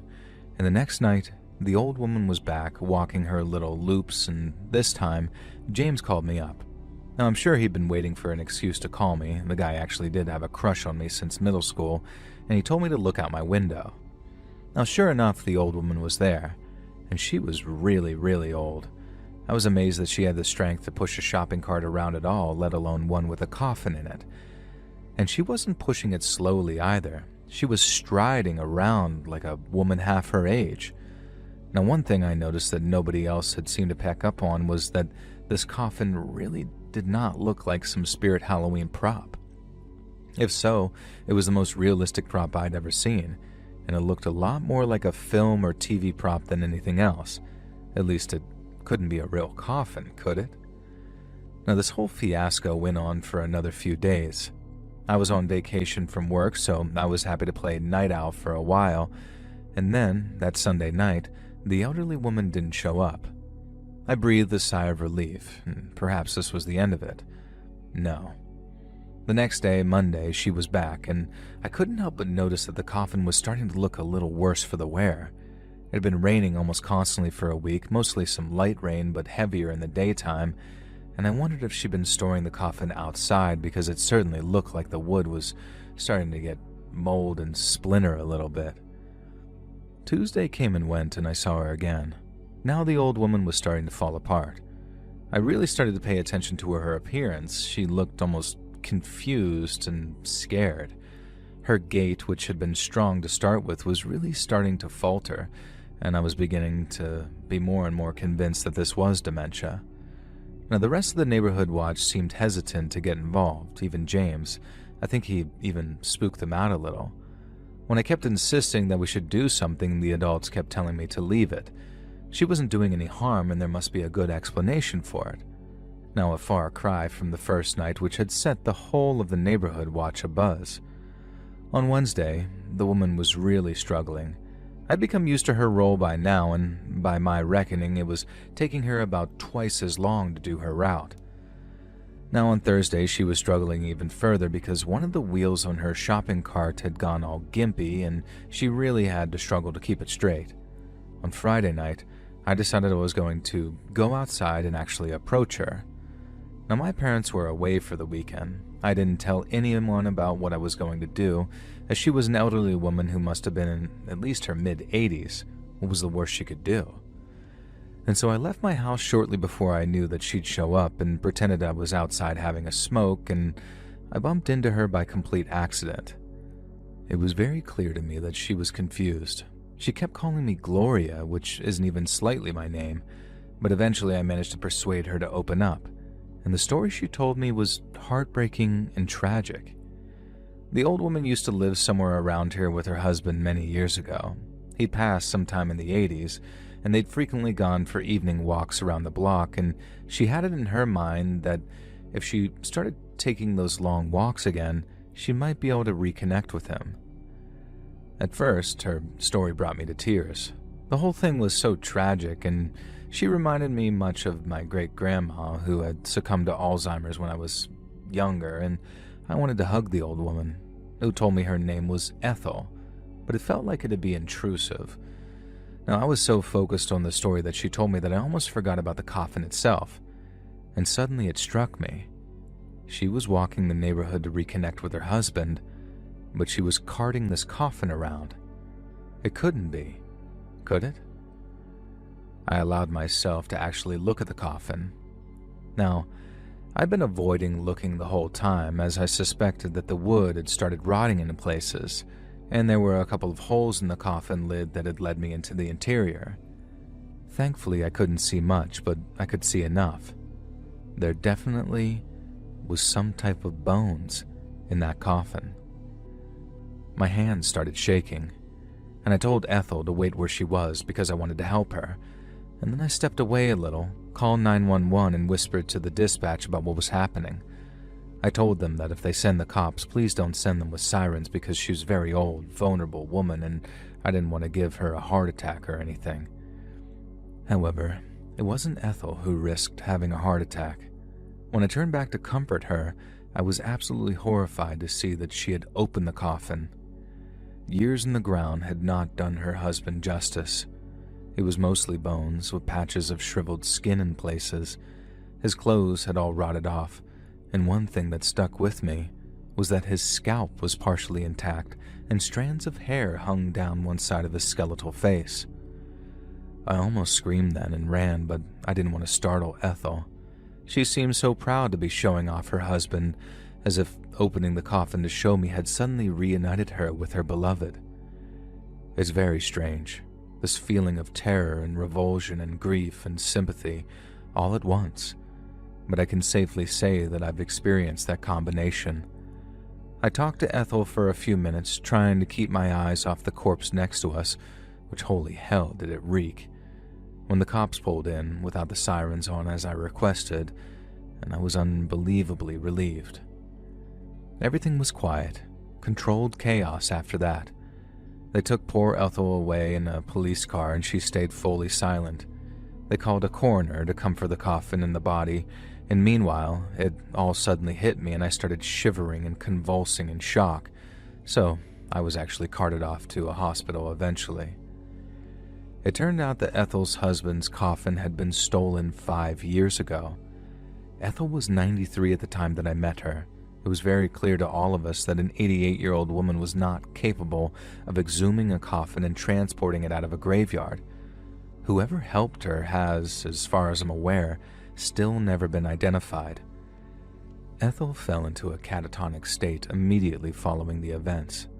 She spent some months in a nursing home, during which I visited her at least twice a week. Now, eventually pneumonia took her, and I hope she's finally reunited with her husband, who I found out was named Clive. Thankfully, I was able to find some photos of him with Ethel in her room that her granddaughter had brought for her, and it was much better a way to picture Clive than the rotting, decomposing corpse he'd been when we first met. Now, I don't think I'll ever get that sight out of my head. It was horrific, tragic, and a terrifying series of events. But it did make for one heck of a story for the Neighborhood Watch Facebook group.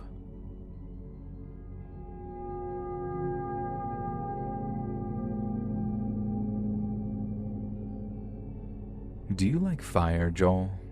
I used to. I used to enjoy bonfires and campfires. I used to love staring into the flames and imagining I could see all kinds of magical things in them. Now, fire just fills me with fear. Not just because of one event, but because of two. They occurred a few months apart, but they are almost certainly linked. The first event happened when I was walking home from town one day. I live within walking distance of the shopping district. Yay for the UK and its tiny landmass, so walking into town was a weekly trip for me. I live in a no-through terrace street with footpaths on one end. One leads from the town/train station, and the other leads to the suburbs and further out of town. I was walking down the footpath leading to my street when I noticed a group of 3 very drunk, very loud people just ahead of me. 2 men and a woman. I could hear them over the sounds of Rammstein playing through my headphones, but I shut off my iPhone so I could hear them clearer. They were some of the most vulgar, unpleasant people I have ever had the misfortune to follow, and I prayed that they didn't stop, turn around, and see me. They were clearly 50,000 sheets to the wind, and from the sounds of their jabbering, they were looking for a fight with someone. Anyone, probably. Thankfully, they were too focused on heading to wherever to stop and turn around. As I reached the turning into my street, they crossed over to the next footpath. I watched with disgust as one of them tossed a cigarette butt into the hedge of my neighbor at the end of the street. And as soon as I got home and unpacked my shopping, I headed upstairs and checked out the window. I was a little concerned about the discarded cigarette butt because it was a dry summer and the hedge had started turning brown and dry. And before I even had a chance to scope out the end of the street, I knew something was up. It looked like it was snowing, in August, and I quickly realized that ash was blowing past my window. I quickly looked out to the right and saw that flames were licking up my neighbor's hedge. I grabbed my phone and called a couple of neighbors, ones that I knew were members of the Neighborhood Watch, and then I immediately ran outside. Before I even had a chance to get halfway down the street, the entire hedge, and I'm talking an extremely large, deciduous hedge here, had caught fully ablaze. Other neighbors started emerging from their houses, and we felt helpless as we realized that there was pretty much no way to get any kind of water towards the hedge. A bunch of us had called the fire brigade, but we had to watch in horror as the fire spread across the garden and caused the large tree in the center of my neighbor's front garden to suddenly erupt into flames. Now, it seemed like it took mere seconds for the tree to turn into a smoldering, blackened trunk and dead branches. Thankfully, that killed this part of the fire, but there was still the hedge to contend with, and with the danger of the fire spreading to the house.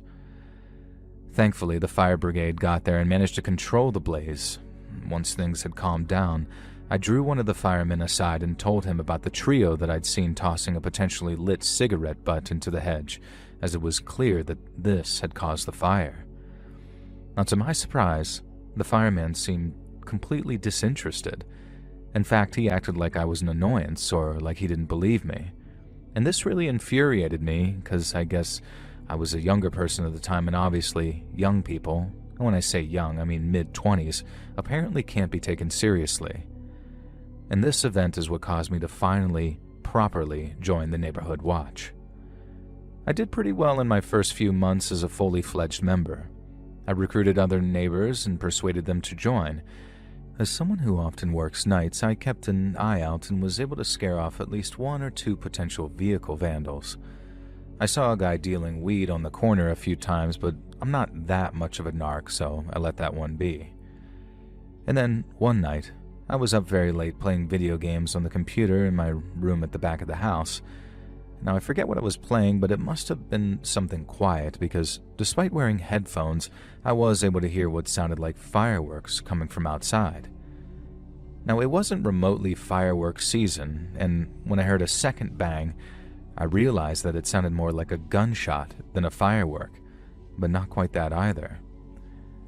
I climbed over my bed and peered out the window.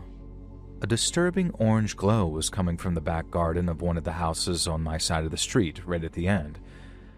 Now, at first, I wasn't sure what I was seeing until I heard another explosion and a pillar of flame shot up into the air. Immediately, I called the fire brigade and then the leader of the neighborhood watch. I still wasn't sure which garden was on fire. My friends live at the penultimate house in the terrace, and I was worried it was their garden. I ran outside and was surprised to discover I was alone. The first thing I did was run to the end of the street, and that's when I realized that it was the side garden of the final house in the row, number 20, which was on fire. And from what I could tell, it was the garden shed, but the flames were licking dangerously towards the house itself, which was pretty dilapidated and, in particular, had a wooden balcony which could easily catch fire. I ran straight to number 19 and knocked, waking them up, and started yelling that the next door was on fire and it could spread to their house and they needed to get out of there right away. Now, as soon as I left number 19 with the family in tow, I was met by other neighbors who had also heard the commotion. A few of us had already called the fire brigade at the same time, and we were assured that they were on their way. I looked around, and I could not see the guy who lived in number 20. I assumed that he would have been first to evacuate, but no. Entering his garden was impossible, as he had a big wooden gate which was locked and would have been too slow to climb over. So in my infinite wisdom, I decided to head down the footpath that headed into town and try and yell for the guy who lived there, and also his cat, who I was very fond of. I took a few steps down from the footpath when suddenly there was another explosion from the shed. A huge, billowing wall of flame rolled over the wall and came thundering towards me, and the fire got so close to me that it singed my eyebrows and the hairs on my arms. I jumped backwards. If I had taken one single step forwards, I would have been hit by that wall of flame. Now, I'm certain that someone was looking out for me that day because I was so close to being immolated that, damn, it's honestly scary to even think about to this day. Now, the first brigade showed up and then the cops. And when the fire was put out and all the commotion had died down and some time had passed, we eventually discovered through our neighborhood watch liaison that it had been an act of arson. Someone had set the neighbor's shed on fire. Unfortunately, the neighbor had been storing a whole bunch of aerosol cans and fuel in his shed, which he really wasn't supposed to do, which had led to the fire being far more serious than was likely intended and far more dangerous. The reason that the owner hadn't fled the house was because he was actually away, staying with his son up country, and you'll be pleased to know that the cat was fine and was the first to flee. Now, I can't be sure, but I'm absolutely certain that the trio who set the fire to the hedge were also the ones who burned the shed. When they'd been walking past number 20, some of their vulgarity had been directed at the man who lived there in the house, so they clearly knew him, and there was a nearby pub which had CCTV cameras, and of course it wasn't working at the time, so nobody was identified. The arsonist or arsonists were never caught, but I know who it was. It was the drunk alcoholic smokers who recklessly threw burning cigarette butts around, and so just after our street had stopped stinking of a burning hedge, it started stinking of a burning shed. That was a fun year, with the smell of burning everything permeating our lives. At least nothing else had caught fire for nearly 2 decades now, and if it does, then I'm going to leave it up to other members of the neighborhood watch to go heroically diving into those flames. I don't recommend it, and I think I exhausted my luck when I almost caught on fire the first time. But you know, if I'm ever forced to save a cat from the flames, I can't promise I won't dive into that inferno again.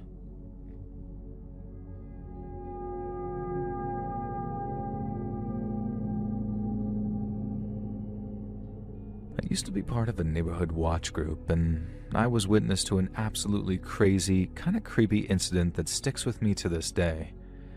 We live on a street just on the outskirts of a small town which has a higher than average crime rate. Our street itself has always been pretty lucky, avoiding being the focus of the town's worst offenders. There was the occasional attempted break-in, some power tools stolen from a few garden sheds, but that was really it. Now, that was before this spate of car vandalism. Almost every morning, we'd wake up to discover one of our cars had been keyed or the mirrors had been slashed off. Now, in a couple of cases, the badges on the front of the couple of cars had been stolen. Now, this was back when that was a lot easier to do. One of the neighbors owned a Mercedes, and I swear his badge must have been stolen 3 times over the course of a year or so, even after we put a stop to the worst of the vandalism. Now, the vandalism is what spurred us on to start taking the neighborhood watch duties seriously. We spoke to local law enforcement, asked for the best tips we could, befriended a community officer, and got a direct line to the local station. And they also agreed to send a patrol into our cul-de-sac as many nights as possible. Now, not to belittle our boys in blue, but I don't think I ever actually saw a cop patrolling our street. I guess in fairness, they did have better things to do, like preventing murders and violent stuff in the city, so it's not like I hold it against them. And that's what the neighborhood watch was for anyway.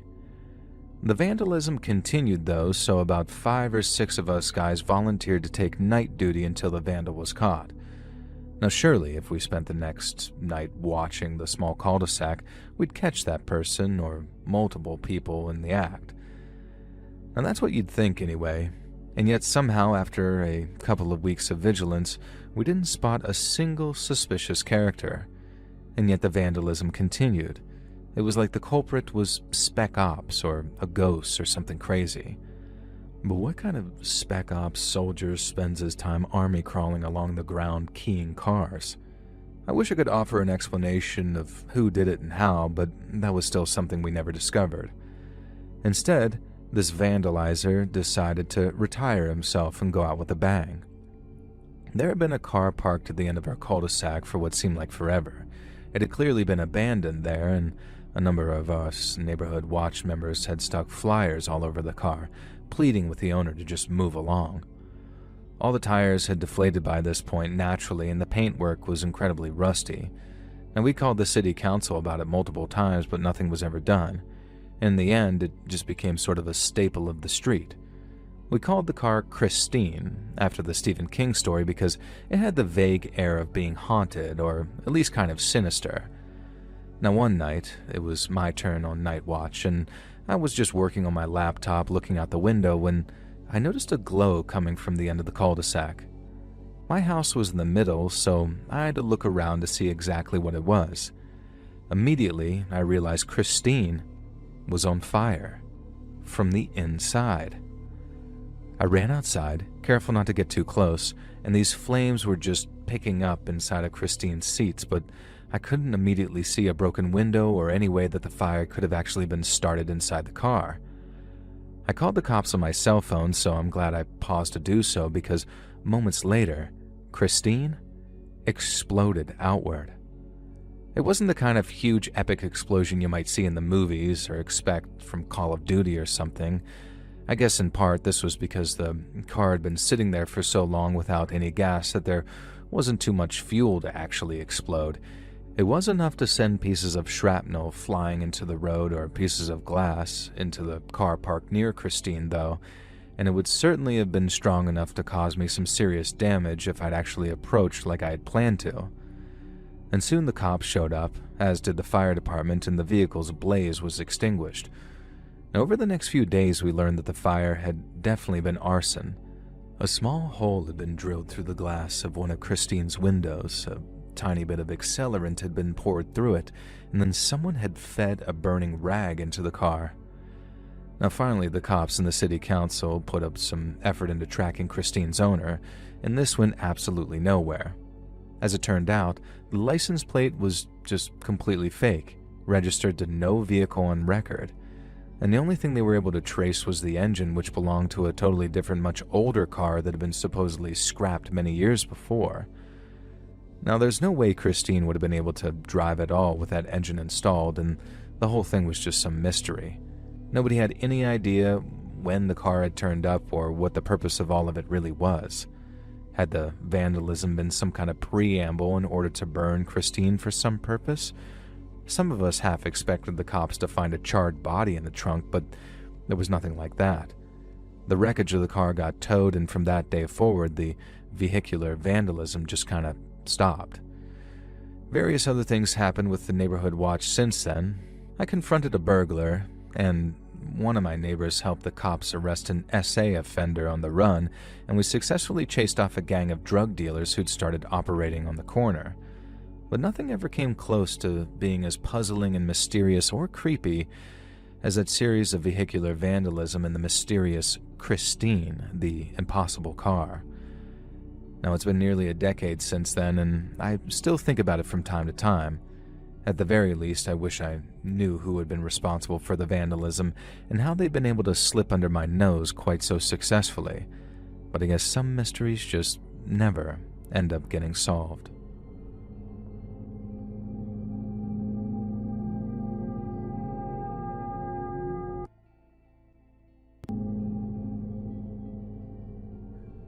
My name's Ryan, and I'm a grad student here in NYC, and I just managed to escape from the worst roommate I've ever had. I've been a fan of the show for a while now, and I've always kind of hoped that I'd never have a reason to contribute. I thought I could just listen to everyone else's creepy stories and never experience one of my own, but I guess that all changed when I met Kurt. I won't bore you with all the ins and outs of my housing situation in September last year, but let's just say that I needed a place to stay, and I needed it badly, and so I ended up going to view a single room in a shared apartment where my roomie would be a guy called Kurt. And Kurt wasn't there during the viewing, and I'm guessing that not only was that on purpose, but the landlord had the place scrubbed down to make it look like a regular, sane person lived there. After some couch surfing, I moved in on a 6-month contract starting October 1st of last year, and when I first met Kurt, I had absolutely no measure of what a creep he was going to be. He seemed like a quiet guy, into his old-school heavy metal with his long red hair and beard, and I honestly figured the only issue might be loud music or something like that. But pretty quickly, Kurt showed his character. And the first thing, and probably the least creepy thing relative to everything else, was his music. He played bass guitar, and at first me and him were pretty cool, so I asked him what band he was into after hearing him play one day. Now, he was into much more extreme stuff, but we talked about bands like Sabbath, Zeppelin, and my personal favorite, AC/DC, for a while, and it was cool to find some shared interests. But then, Kurt asked if I wanted to listen to something he wrote. Now, I responded saying, sure, go ahead, and then he gets out his phone and starts playing this recording that's just his bass line and a drum track.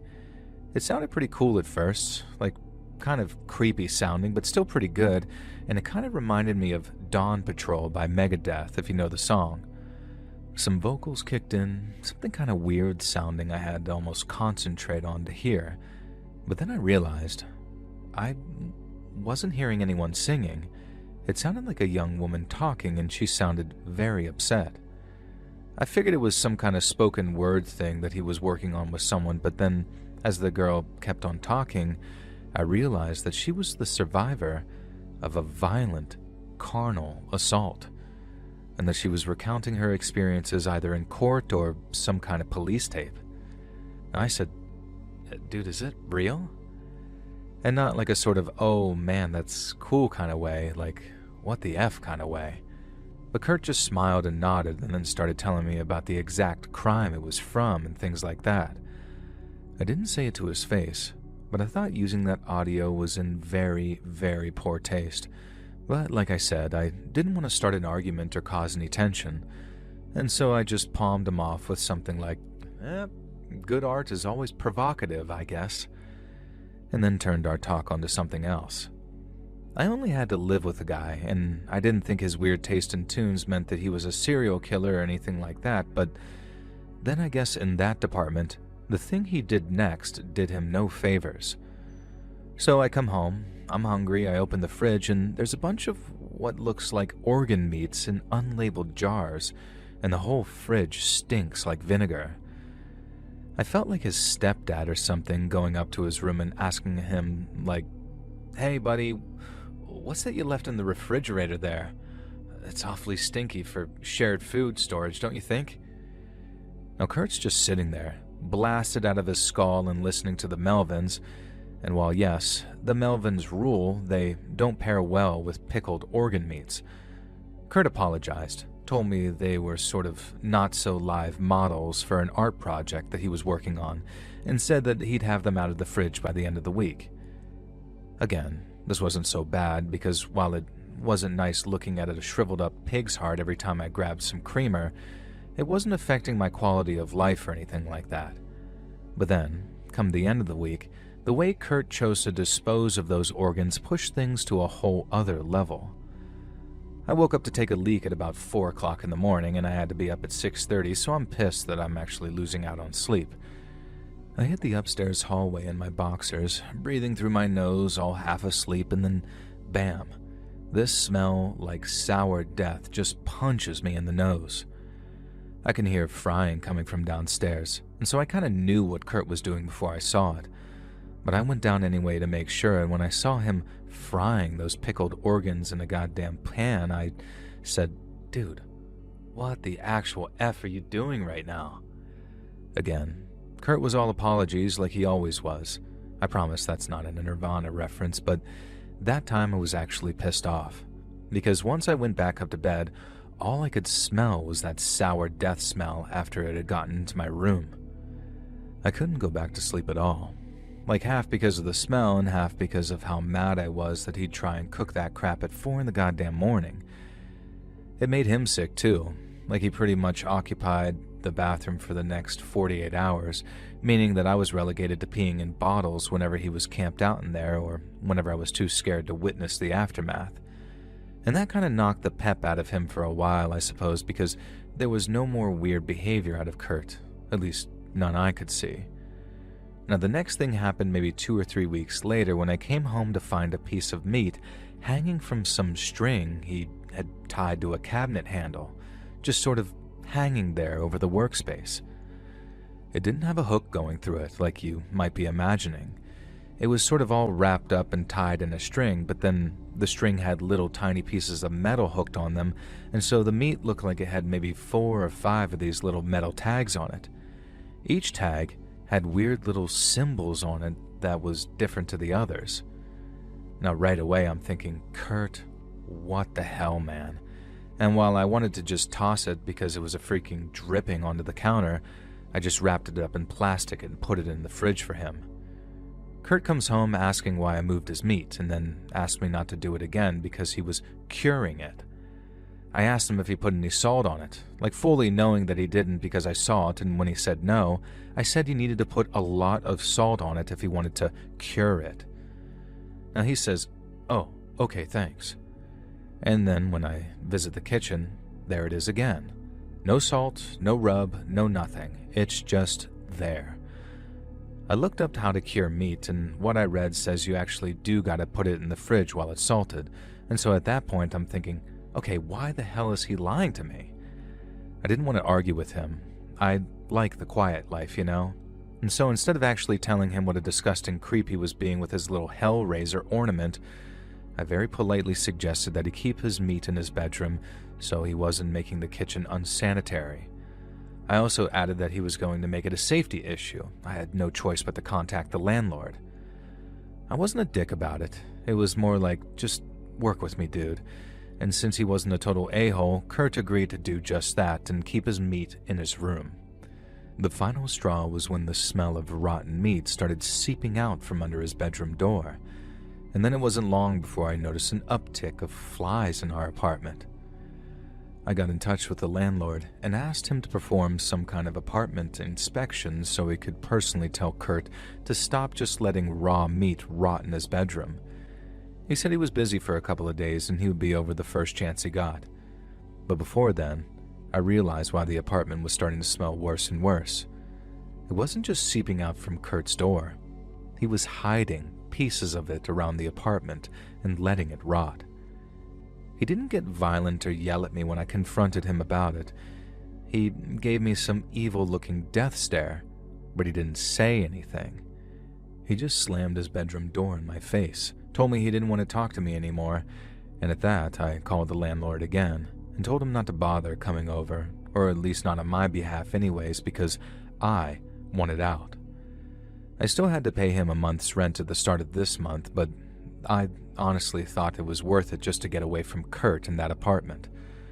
I think he's a scumbag because I figured that he deliberately hid Kurt's character from me, who, by the way, was having his rent paid by his goddamn parents. I also used to wonder how he could afford to live there without any discernible source of income, but on the way out, the landlord mentioned it and it all suddenly made sense. The same landlord actually offered me an alternative place to stay, but there was no way in hell that I was about to trust him again. Not after he basically tricked me into living with a freak like Kurt.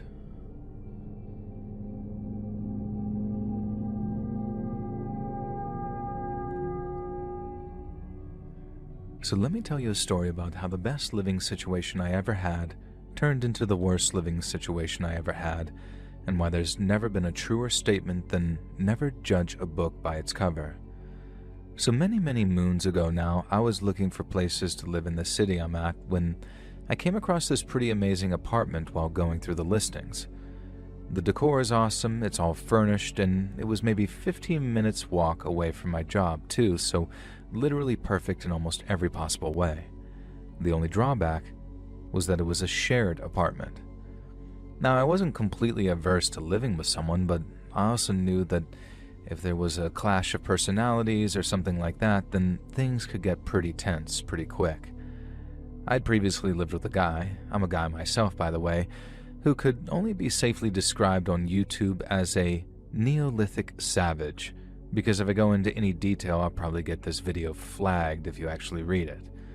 Now my point is, I knew that there was no point in me living in that place if the roomie was going to be difficult, and so I asked the landlord if I could meet him during the viewing, and that is how I met Todd. And Todd seemed like the dream roommate, honestly. He said he worked a lot and that he liked going to the gym and all of that in his spare time, but when he said that he'd be out of the apartment a lot, he wasn't kidding. I had the whole place to myself pretty much all day, every day, and the only times that I'd catch him chilling on the couch was when the game was on or when he had an injury or something like that. But even when he was home, I was stoked to have him around. He was a funny guy, he was clean, and he was chill too, so generally nice and easy to live with. But then came the night when everything changed. So the place had these 2 big bedrooms, these ensuite bathrooms, the works. Mine had a lock on the door too, but I didn't think that I'd need it, you know? Todd was a respectful and mature enough person to knock before entering and whatnot, so while I briefly considered using the lock, in the end I was sort of thinking, why bother? Now anyways, I've been living there for just over a month with absolutely zero complaints all around, and the whole time, Todd was the ideal roomie. But then one night, I woke up needing to pee in the middle of the night like usual, and when I rolled over in bed, all I could see was this dark figure standing by the open doorway. And I freaking screamed so loud. I pretty much dived backwards off the bed, still screaming at the top of my lungs. Then by the time I grabbed the little folding knife I kept in the drawer, Todd had switched on the light. It was him, standing there in his underwear, but as weird as it might sound, he was just as surprised as I was. You see, Todd wasn't aware that he'd got up out of bed and walked into my bedroom because he'd been sleepwalking.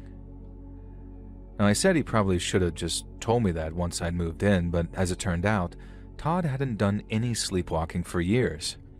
He said he used to do it a bunch when he was a kid, especially after he and his family moved house one time, and he figured it was probably the change of me moving in having triggered it or something, and said that he'd never had neglected to mention if he'd been actively sleepwalking. I just wanted to get to sleep, honestly, so I just told him everything was fine and then went back to bed. Now, the next morning, I texted him to say basically, hey, sorry if that was weird, and I'm sorry about your condition coming back. I hope everything's okay. He told me we were good, but that maybe I should start locking my door in the future. I texted him back saying, sure thing, Captain Obvious, with maybe a laughing emoji, and then we were pals again. Now from then on, I started locking my door at night, but it also wasn't like Todd wasn't doing anything about it. He said he went to some doctor who gave him a prescription for mild sleeping pills, and then for about a week or so there was nothing. And then one night, I'm asleep in bed and I hear bang, bang, bang, bang on my bedroom door. Now once again, I'm just about jumping out of bed, but since Todd's knocking, I figured that he must be awake, so I asked him what's up. But I get zero response. I knew he must have been sleepwalking, so I called out to him to say, Hey, wake up! All that kind of stuff, but again, I got no reply. I got up out of bed thinking, please don't make this a regular thing. And then when I opened up the door, there's Todd, buck naked, with his eyes all rolled up in their sockets so all I could see was the whites. I yelled something, slammed the door, and I think that's what woke him up, because the next thing I hear is him saying sorry and then running back to his room, still apologizing. I didn't follow him. I was mad, but what the hell could I do? The guy had some serious condition. It wasn't really his fault. And so I went back to sleep, went to work the next morning, and then called Todd at lunch to see how he was doing. He kept apologizing for waking me up, but I made it clear that as long as he was seeking help, then it was fine, because sooner or later the issue would be resolved, and that's aside from the fact that he couldn't really help it. He was super grateful, which was fine, because what choice did I have other than to work with him? And then again, that same sort of pattern played itself out.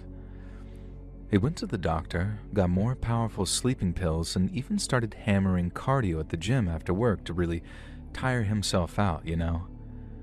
And there were another couple of weeks without incidents, and then once again, I woke up to Todd banging on my door in the middle of the night. I was just getting so tired of it by then. Almost every time we thought he'd handled it, it came back all over again. I started to suspect that he might not be sleepwalking, and that this was sort of like a weird way of trying to force me out. But I guess that was my paranoia and exhaustion talking because, well, I guess you'll soon see. And so he bangs on my door, wakes me up, and I start telling him to wake up and go back to bed. I put my head back down on the pillow, and he didn't knock again, but I also didn't hear him wake up or walk back to his room, so I got up, walked to the door, and started listening out for him. I figured that he might have maybe quickly walked off to another part of the house, but I also didn't want to just open my door up just in case he was standing there naked again. And so as I said, I listened, and what I heard sent a chill run through me. Todd was standing on the other side of the door, all right, and I knew that, because he was whispering something. I knew it was just his unconscious brain working, and that what he was saying probably didn't mean a thing, but just hearing him whispering on the other side of the door gave me the creeps, big time. I ended up waking him up by banging on the door back at him, and it sucked to hear him get scared and frightened, but at least it let me know that he was for real. I started questioning why him knocking on my door didn't wake him up, but me knocking back at him did. But I guess it was sort of like the outside stimulus throwing him off his sleep rhythm or something, because, like I said, I don't suspect him of faking this anymore. Now anyway, the final time it happened, before I started to consider just leaving at the end of that month, I recorded it to show Todd that next morning, and I guess just so he could see things from my perspective. Now he started hammering on my door again, and I tried waking him up by banging back, but for some reason that didn't work, and he started whispering again. Now I banged a second time, thinking another round of knocking back might do the trick, but all that did was make Todd start speaking louder, and it was then that I heard what he was saying for the first time, and it was almost like a prayer, but all kinds of jumbled. There was a lot of, "Our Heavenly Father, Lord, hallowed be thy name," but none of it actually went anywhere. It was all these phrases just sort of looping and spiraling until it sounded almost like nonsense talk, just like an edge of reason to it. Now he spoke in this weird voice too, like in the back of his throat almost, and I honestly think that it was one of the single creepiest things I've ever heard in my life. If I just woke up to that on the first night it happened, then I'd have been even more spooked than when Todd just appeared in my room. But since I kind of knew what was happening, I just went back to bed with a pillow wrapped around my head and tried to get some sleep. Now the next morning before I left for work, I showed him the video I took the previous night. It obviously didn't show much of him, but it captured all the creepy-sounding nonsensical prayers that he recited in the back-of-his-throat voice of his. I massively regret showing him that video, and I didn't do it to be mean or anything like that. I just needed him to see how serious it was and how bad he was disturbing my sleep. But oh man, the second he heard himself, it was like the stuffing had been knocked out of him. He went quiet. He said sorry, and then after telling him I'd see him later and we could talk about it after work, I figured that he'd head out the door like he usually did. Only he didn't. He just sat down at the kitchen table and he started to cry. Now later that day I got a text from Todd saying that he was checking himself into some kind of medical facility and that he might not be back for a month or two, maybe more. I had the apartment all to myself for a while, which was nice in a way, but I was really worried about Todd. We kept in touch and I'd ask him how his treatment was going and all of that, but he'd always give me one-word answers and then change the subject like he didn't want to talk about it. Now, I remember thinking it probably wasn't going well since he didn't want to talk about it much, and then after 2 months, Todd told me that he wouldn't be moving back to live with me, and he'd be sending someone over to gather his stuff. It was sad, knowing this super capable guy was having such trouble with a medical condition. I mean, it was creepy as hell being in the middle of all of that, and I think it'd have been a hell of a lot more frightening if I didn't know what was going on. But I did, and there was a rational explanation for it. It just sucked it was happening to him, and I lost his number after losing my phone, so these days I can't reach out to see how he's doing. So Todd, buddy, if you just so happen to be listening to this somehow, I hope you're doing much better, and I still think about you from time to time. In May of 2014, a crime in Waukesha, Wisconsin, became one of the most chilling examples of internet fiction bleeding off into reality. 3 12-year-old girls had become deeply immersed in online creepypasta culture, especially the fictional character of Slender Man. Born from the internet forums and amplified through YouTube, Reddit, and other various horror sites, Slender Man had become more than just a scary story to them. To these girls, he was real. In reality, Slender Man had been born on an image board, some say 4chan, in hopes of winning a contest for scariest picture. Slender Man was simply just a creepy Photoshop job of a man in a suit at a park, chasing kids around a playground with his infamously long arms. The rest of his mythos was simply a reaction to that original image. Like many others, they spent months reading lore, watching videos, sharing theories online. Over time, the line between fiction and belief eroded though. They began to convince themselves that Slenderman existed as a real supernatural entity, and he was watching them, influencing them, calling them to his cause. According to police interviews, the girls believed they needed to commit a murder to become Slenderman's proxies and to prove their loyalty. They also believed that if they didn't comply, Slenderman would kill all of their families. Their only chance at survival was sacrificing one of their own and becoming pawns for this entity. They lured their friend into the woods under the guise of playing, then stabbed her 19 times and left her for dead. Miraculously, though, the victim would survive. The case would horrify the public, but it also became a landmark moment in online culture, showing how internet mythology, when mixed with youth obsession and isolation, could become real enough to inspire real-world violence, even murder.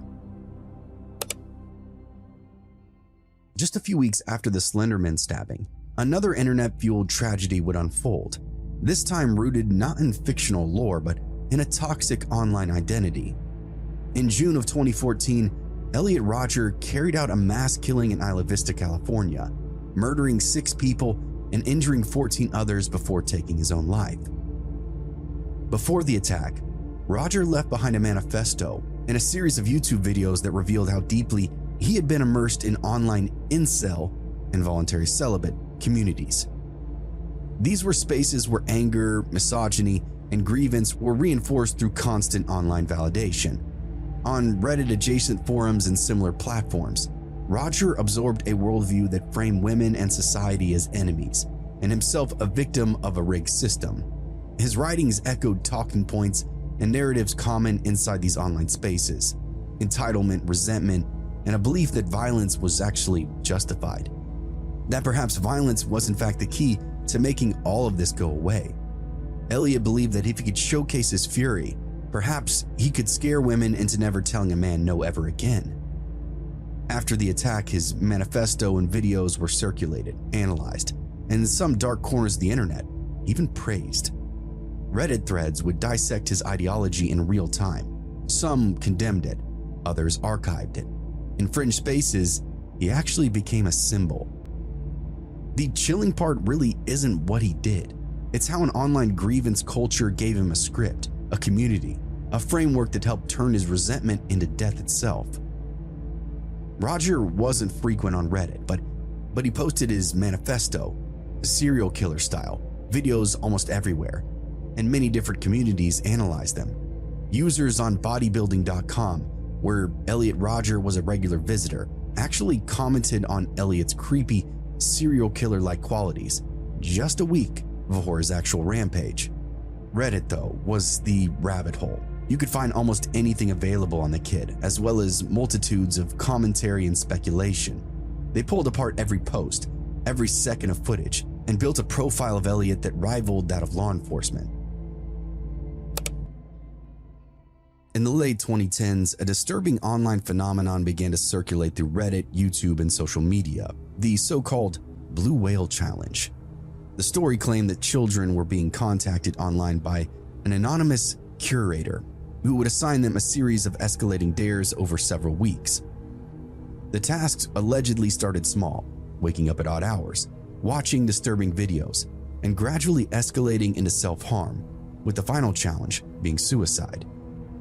Journalists and investigators later found little evidence of a centralized, organized game. But here's the actual disturbing part. The panic itself was relentless. Schools, parents, politicians, the whole world was addressing this in real time. Reddit threads, warning posts, news segments, and a viral video spread the legend so wildly that kids began reenacting the behavior even without a real organizer. The kids became their own curators. Schools would issue alerts. Police departments released public warnings. Parents reported children carving symbols into their arms, mimicking what they'd seen online. In multiple cases, families directly linked suicide attempts and self-harm to exposure to the blue whale content. Now, whether the challenge existed as advertised almost didn't really matter. The kids had now taken over. The internet had created something far more dangerous, a viral horror narrative that kids believed was actually real. The fear, the dares, the mythology became a kind of digital urban legend that encouraged real-world harm through imitation and psychological pressure, even if they were just pretending. Following all of this, a new kind of internet-driven danger had become disturbingly common: viral challenge culture. Across Reddit, TikTok, YouTube, and other platforms, dangerous dares would spread like HPV inside an army barracks. What started off as jokes or shock content quickly would become trends, and then expectations. Kids were doing things we couldn't even imagine. Some of the most notorious included the Skull Breaker Challenge, where people would kick someone's legs out from underneath them mid-jump. The Benadryl Challenge, encouraging teens to take dangerous doses to hallucinate. The Blackout Challenge, which involved cutting off oxygen to induce passing out. The Fire Challenge, where participants set parts of their body on fire. Reddit threads are filled with warning posts, hospital stories, grieving family members trying to understand how something so obviously dangerous would become normalized. In multiple documented cases, teens would die or suffer permanent brain damage trying to complete any of these challenges. What makes this category so disturbing isn't really just the recklessness, it's the psychology. Online dangerous behavior is rewarded with views, likes, and attention. Algorithms push extreme content. Peer pressure is amplified by visibility. What would have been dismissed as a stupid idea becomes a trend, and then a rite of passage. It becomes addicting when those views hit. It's the same pattern as the earlier cases. The internet doesn't just suggest behavior, it normalizes it, it gamifies it, it dares people to bring it into the real world. I suffer from autism, social anxiety, PTSD, and severe anger issues. At school, I'm usually mocked by other people for being the weird white kid. I get called a school shooter a lot because I had a really unhealthy obsession with the Columbine massacre. People laughed when they said it, like it was a joke, like it couldn't possibly land them anywhere dangerous. Teachers overheard it sometimes and didn't even intervene. After a while, I stopped correcting anybody. When you hear something enough, it starts to feel assigned to you, like a role in a family. It was just the space that I seemed to be filling. I was 16 at the time, living in a small country with strict firearm laws, but access still existed. I was already unraveling. My best friend, the person who used to pull me back when my thoughts got extremely violent, started to ghost me, only reaching out when he needed money or some kind of favor. My ex-girlfriend had just broken up with me, and my social anxiety had hardened into something like a callus inside my mind. I wasn't just sad anymore. I was bitter. I was humiliated. I felt like everybody around me had a script for life, and I was improvising. Anything that went well for a peer or a neighbor would infuriate me. I wanted to set fire to anything positive, anything successful. I got dumped the night before because she liked another guy, a guy I knew pretty well. The details sound small when I write it all out, but at the time, it felt like proof that I was in fact replaceable. How else could I feel? That morning at school on August 25th, 2018, everything felt hostile. The hallways were suffocating. Every laugh felt directed. Kids were picking on me, threatening me, laughing at me. And I remember thinking how inescapable this all was. Like this was just what my life was now, forever and ever. I carried a journal everywhere with me. It was messy, angry, mostly incoherent babblings on violence. Writing was the only way I could slow down my thoughts. But on this day, the writing didn't slow down anything, it actually accelerated it.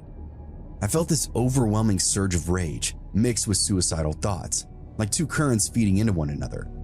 I started writing about hurting the school, not dramatically, not emotionally, just line after line, detached, almost clinical. That's what scares me now. There was no panic, no adrenaline, just a sense of momentum. Everything felt natural and fine in the moment. I walked out of class in the hallway. I passed a friend and told him, "Dude, go home." He asked me why, and I told him that I'm gonna do something. You should get the fuck out of here. I still replay that moment over and over, how casually it came out of my mouth, like I was warning somebody about bad weather before a storm would roll in. And I guess I was the storm, a black cloud of hatred that was about to punish everything around me. I messaged my ex, told her to forget about me. She knew I'd had these thoughts since I was young. She panicked immediately, called me over and over, trying to ground me in the moment, telling me to breathe, asking where I was. I was almost outside when everything collapsed on me. I saw it all at once. The permanence, the headlines, the families, the fact that I wouldn't be just ending my life, but poisoning other people's forever.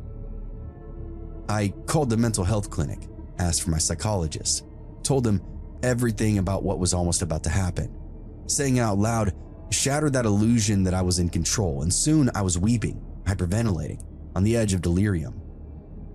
It was hands down the most terrifying experience of my life, not because of the chaos, but because I learned how thin the line really was, how easy it was to drift towards something irreversible without realizing you crossed a point of no return.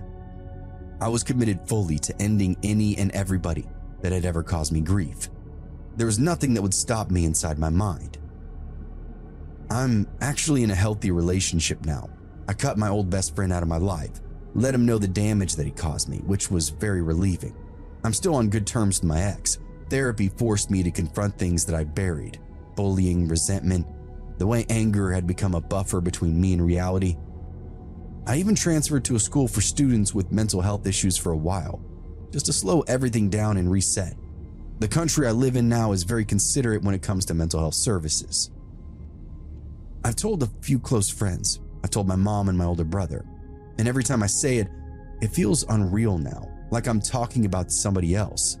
But it wasn't somebody else. It was me. It was me that almost murdered students in every classroom.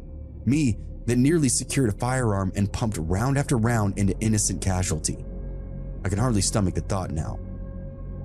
Update. I didn't make this Reddit post for praise. I expect judgment. I'm posting it because this almost destroyed everything, and because it didn't have to. I got help. I'm still getting help. My anxiety is lower. My anger isn't consuming me any longer. I haven't had serious thoughts like that since. If you're hearing this and you recognize yourself in any part of it, there is another way. Please reach out for help before a moment becomes a legacy that you can't escape.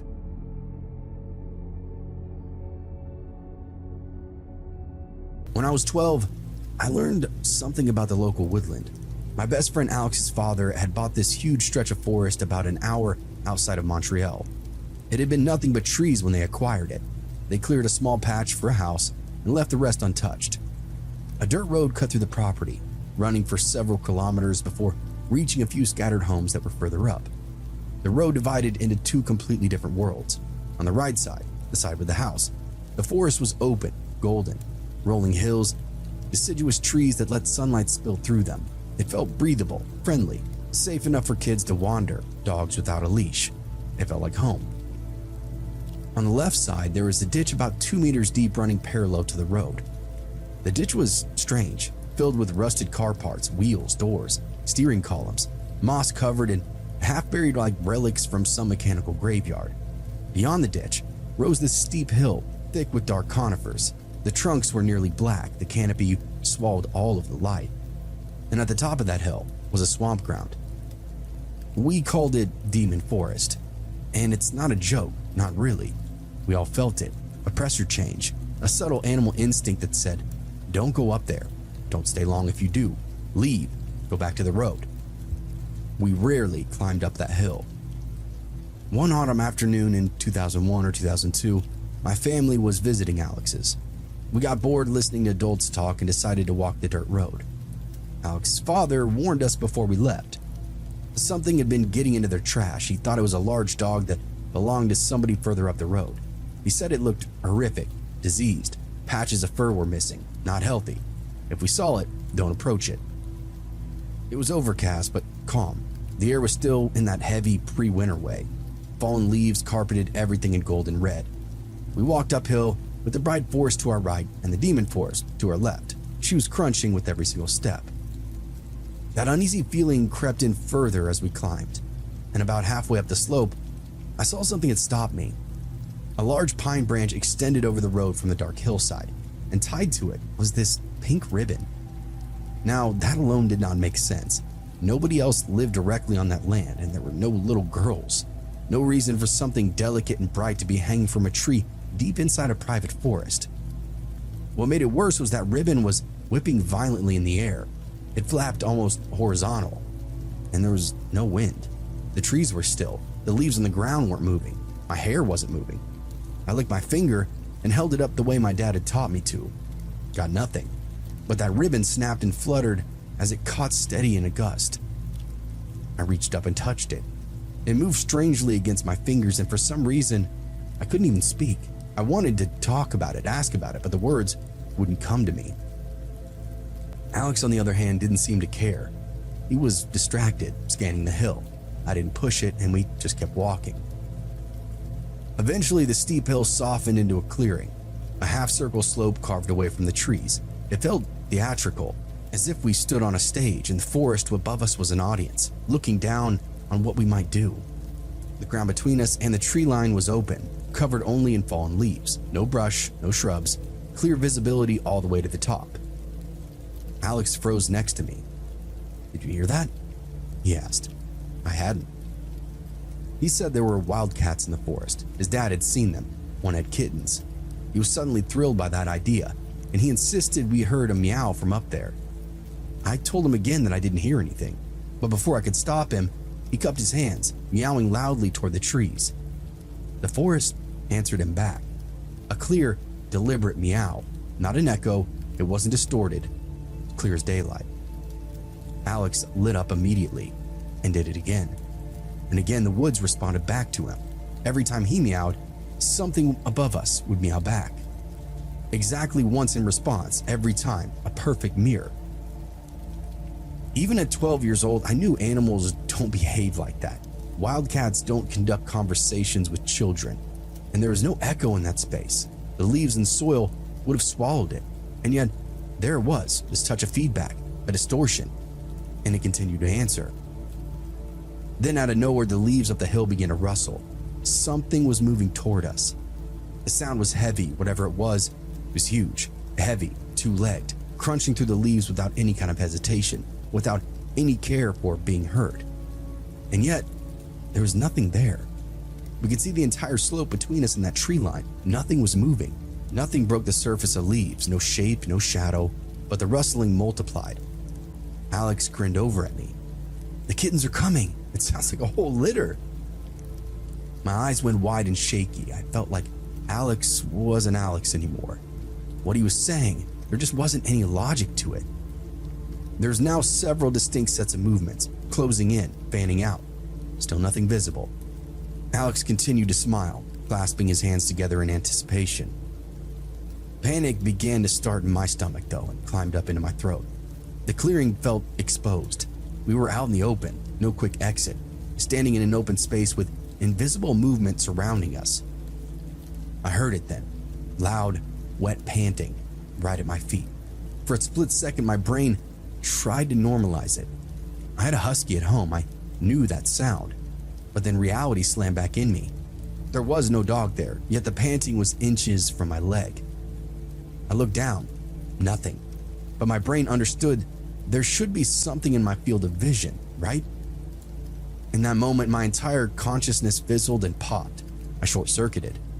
The panting continued, heavy, close, as if a large dog stood pressed up against my shins. I spun in a full circle, screaming, but there was nothing. No animal, no movement, no shadows. The clearing was completely empty. Yet the panting did not stop. I looked up the road. About 100 meters away, at the crest of the hill, stood this lone dog. Large, broad-headed. Something like a Rottweiler, but zombified. Fur was patchy, missing in spots. Skin was visible, but dirty, unkempt. Open, festering wounds here and there. It was staring right at us. There's no possible way I could hear that dog breathing from that distance, though. But the panting at my feet was unmistakable. That was the moment that instinct kind of just took over. I ran, faster than I ever had before in my life, and Alex was beside me. We didn't look back. We tore down the hill until the house came back into view. We never walked that road again. We told his dad that we saw the dog, and he went and paraded around with a rifle for a bit, but didn't see any sign of it. We called it a day and spent the rest of it inside. Years later, I still went to Alex's house. We partied there as teenagers, drank too much, smoked too much, stayed up late. But stepping outside at night just always felt spooky still. The forest was aware of us. When I slept over, I sometimes woke up in that half-conscious state, feeling something in the room. Once I swore that I saw something near the ceiling, a shape that wasn't a shape, just pooled up like a liquid darkness. We never talked about that day either, not once. As an adult, I looked into the history of the land. It sits on a territory traditionally inhabited by Algonquin peoples, possibly Mohawk depending on the boundary lines. The knowledge doesn't really explain what happened though, the ribbon, the mimicry, the energy, but I do know this. Something in that forest responded when we called, and whatever draws breath out there apparently doesn't need a body to do it.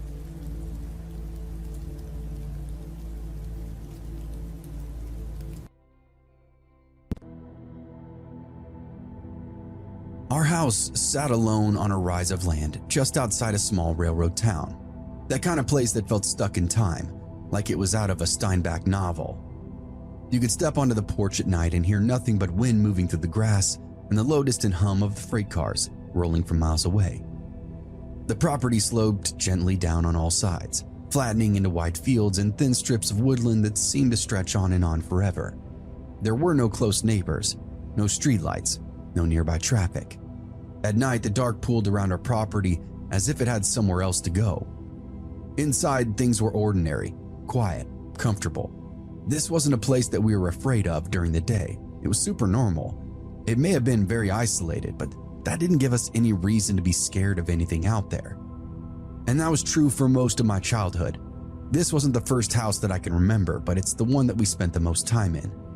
My parents had bought it when my brother and I were still in elementary school, the property that they always dreamed of, and it was closer to the big job opportunity that my dad had. They made the purchase and we got moved in. Dad immediately started going to work.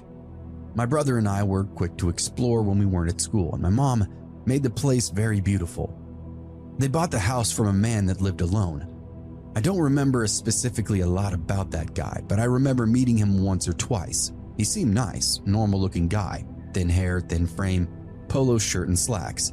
He said he was cashing in on the real estate market and also moving for some kind of job opportunity himself. He spent some time showing them upgrades he'd made to the house while they went through the motions of the deal, and this was mostly a private sell. And then one day, the house was ours, and I never saw that previous owner again. He was packed up and moved on, living his new life. I vaguely remember him not having a lot of stuff, or maybe he'd already moved most of it. Things were incredibly normal the entire time during the deal and after. No scary animals in the yard, no ghost inside the house. Our new lives began to unfurl. Every so often, my mother would mention something strange that she'd heard after we all were in bed, though. She described it as this dull metallic knocking, slow, rhythmic, and hollow. Not loud or frantic or anything, just this steady, irregular sound that seemed to come from somewhere beneath the bedroom, beneath the house itself. She said she heard it most in the morning, just after Dad left for work, and when we were still sleeping before school. She said she could also hear it around midday, sometimes when she was home alone. She, like anyone else, would assume it was the plumbing, maybe an old pipe shifting, perhaps the furnace cycling on and off. Houses make noises, you know, especially at odd hours. They settle, breathe, adjust to the weather outside. They expand and contract with the temperature changing. It's wood and metal groaning, nothing more. But this didn't sound anything like that.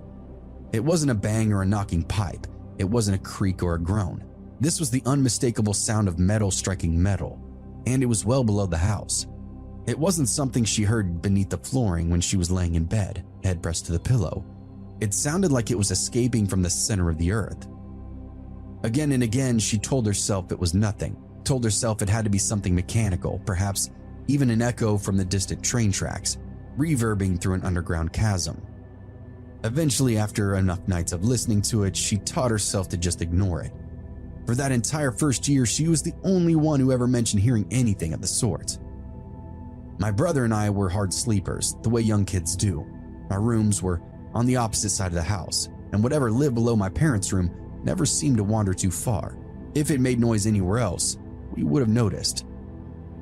The nights passed, the seasons changed, the knocking faded into a story that she would only occasionally bring up, half joking and half unsettled. Until the night that I actually ended up hearing it myself.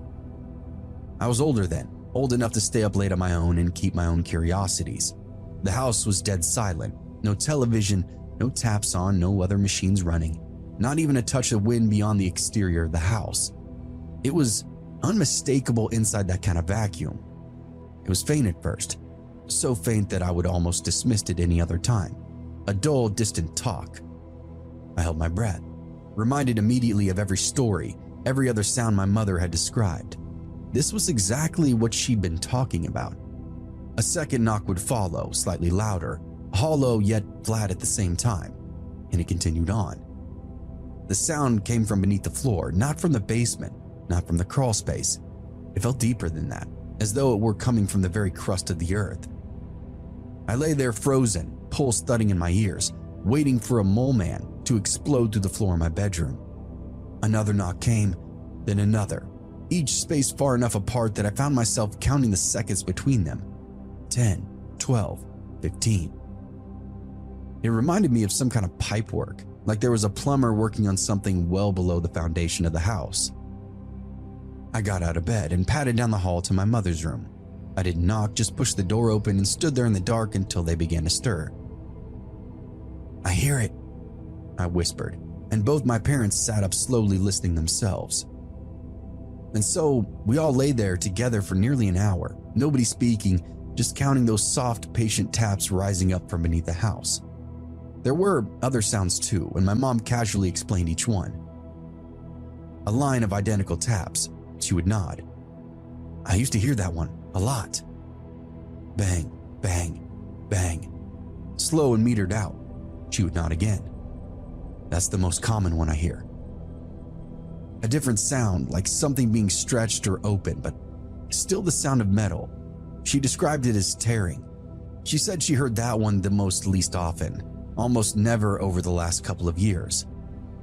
After that night, we didn't joke about it anymore. Dad was ready to call the cops, but he didn't know what to tell them.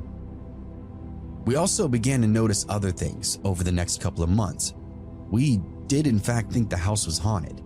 Footsteps sometimes, slow creepy pacing that echoed faintly up through the floorboards, far away and distant, never close enough to pinpoint or to follow. A soft slide of something shifting against the wood, like something being rolled up. A dry cough that didn't belong to anybody inside the house. Sometimes even a sneeze, sharp and sudden, clean cut through the stillness of the night. Each time, whoever heard it assumed it was somebody else. My brother would think it was me. I thought it was my parents. My parents would assume it was one of us. It wasn't until we began hearing things while completely alone that pieces started to rearrange themselves. I distinctly remember being home alone, no question about it, when I heard that same metal clanging, followed by a pause, then a grunt, then more clanging. My parents were gone, my brother was out riding his bike, and yet it sounded like there was somebody hard at work just beneath my feet. One afternoon, my mother was home by herself, holding the laundry in the living room. The house was quiet, the air was heavy with heat, and she bent down to gather up and pile some clothes. She heard footsteps cross the office floor above her, slow and careful steps, navigating the interior of the home. She called my name. She got no answer. She called my brother's name. Still nothing.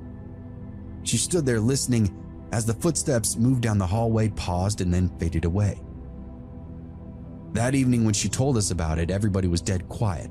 We'd been waiting for something like this to happen. My brother and I had both been at school. My father was at work. And she knew that, but wanted us all to be aware that there may in fact be somebody coming in and out of our house. Dad wanted to call the police again. My mother actually agreed, and she said that she in fact would have had she actually seen a person in the house at the time. Until they actually had evidence of some kind, calling the cops would just make them look crazy. That was the first time we admitted out loud that there was something truly bizarre happening inside our home. No more delusions about train echoes through the underground cave networks. There was something going on that had some form of an explanation, something that was more than likely human. Once that idea took root, the house seemed to go dormant, as though whatever lived beneath us finally realized that it was in fact being heard. By that afternoon, we were banging pots and pans all over the vents, playing loud music, yelling at the top of our lungs that whoever was making noise had to stop. Otherwise, this would be the new normal. We decided to fight fire with fire. The changes came slowly and they were not to our liking. A cabinet door was left open when nobody remembered using it. Shoes shifted from the mudroom to the hallway. A dining chair pulled back at an odd angle, as if somebody had stood up quietly and then forgot to push it in. The fucked up part, it was honestly most likely us. We were suddenly hypercritical of our own lifestyle and behavior, and any little stray observation must have been the phantom that was haunting us, right? It wasn't dramatic, none of it was enough to cause alarm on its own, but it happened often enough that we began to second guess ourselves. We stopped asking what happened and would begin asking who did it. At night, the sounds would return with new variety. The knocking still came from below, but it was no longer followed in any kind of pattern. Sometimes it came in clusters, 2 or 3 dull taps in quick succession. Other times it sounded like something striking the underside of the house, then sliding away, metal scraping with every movement. Footsteps would follow, traveling distances that didn't quite line up with the layout of the house. Lying awake in the dark, I began to recognize the difference between ordinary house noises and the other stuff. It was actually very easy to differentiate. Once, I never told my parents this. I heard a voice, talking, words faintly trickling out from somewhere. It stopped and then I never heard it again. After that, sleep would become very inconsistent for me. I remember thinking our house was poised over this portal to hell, and I thought I was hearing the devil himself. We began comparing notes every single day. My mother asked if anybody had been awake late. My brother asked if somebody had come home early. I asked questions I already knew the answers to. My father dismissed it all. We needed somebody to really investigate. He worked long hours and slept deeply. Whatever was happening affected him the least. And this only made the house feel divided. Just before sunrise one morning, I awoke to the sound of movement outside my window. Not the wind, not an animal, but that same metered steps that I'd heard before from under the house. Fog lay thick across the field, low and unmoving. At the edge of the tree line, where the land dipped into shadow, I saw a man standing still facing the house.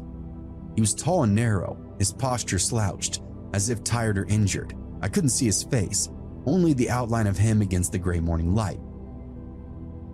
I stayed perfectly still, gripped by that sudden certainty that if I moved, he would notice me through that window.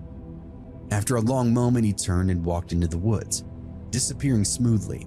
And of course, I thought maybe I was seeing things. It was early, foggy, shadowy. It was possible I was seeing some kind of trick of the light. By the time I woke my mother and pulled her to the window, the fog had thinned and the tree line now stood empty. She didn't tell me I imagined it. She looked spooked herself, ready to load us up and leave the property if needed. Later that day, my brother would admit that he'd seen somebody on the property as well, early in the morning. He hadn't said anything at the time and assumed it was a hunter or somebody just cutting through our land. After that, we did not feel as isolated. My dad actually did make a call to the police. They looked around the edge of the property and didn't find much, even poked around the footings of the house. They said they'd come back if we called, but for now, there was nothing that told them there was a person bothering us or loitering, trespassing, whatever. The sounds inside the house did not stop, but they were different. The knocking came from new places, the footsteps crossed beneath rooms they never had before.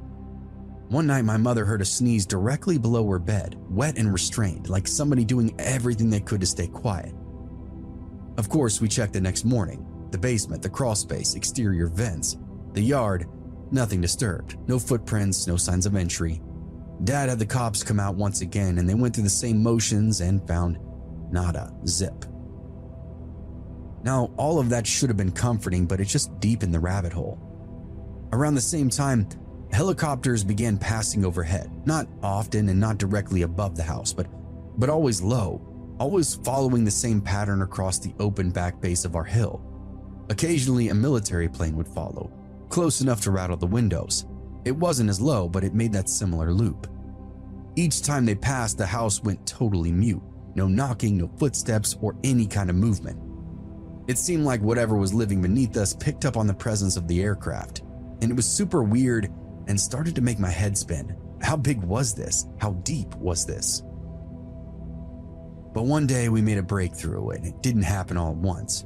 My brother mentioned it over lunch. He was quiet for a moment, pushing food around his plate, then said something that made all of us stop what we were doing. "There are doors in the woods," he said. "Behind the house, buried." My mother asked him what he meant by that. He told us last year him and his friend had wandered into the trees behind our property. They found a shallow depression in the land, something that didn't look natural once you noticed it. At the bottom, half hidden by brush and dirt, were two metal doors set into the ground, flat, heavy, and sealed shut. They didn't open them. They didn't even try. Something about them had felt dangerous to them. They obviously weren't meant to be found. He went on saying that they continued to look around the area and found a second door further along the hill. This one had a single hatch door that was round and sunk into the earth itself. At the time, he assumed they were some kind of storm shelter, old utility access, something totally routine, you know? He hadn't really thought about them again until the knocking started to really haunt us, and then the chopper patrols came in almost that exact same area. It then occurred to him that it could be a military installation out there or something. That afternoon, we ended up pulling up some satellite images, zoomed out and zoomed in, and got our own orientation. Just a few adjustments and boom, there they were. Two rectangular shapes just beyond the tree line, partially obscured by foliage, symmetrical, unmistakably man-made, positioned not far from where the man had been standing that morning, facing our house. And the round one was a little harder to find, but it appeared to be there as well. There was no roads that led to them, no structures nearby, nothing that explained why they were there or what connected them to us. But from Mom's best guess, they were maybe 1,200 feet away from where we stood now. The house now felt like a ticking time bomb.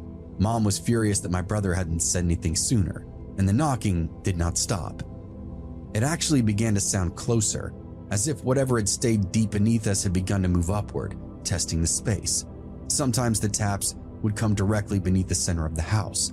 Other times they followed the slope of the land like something traveling underground. The nights when helicopters passed overhead, the knocking would go away.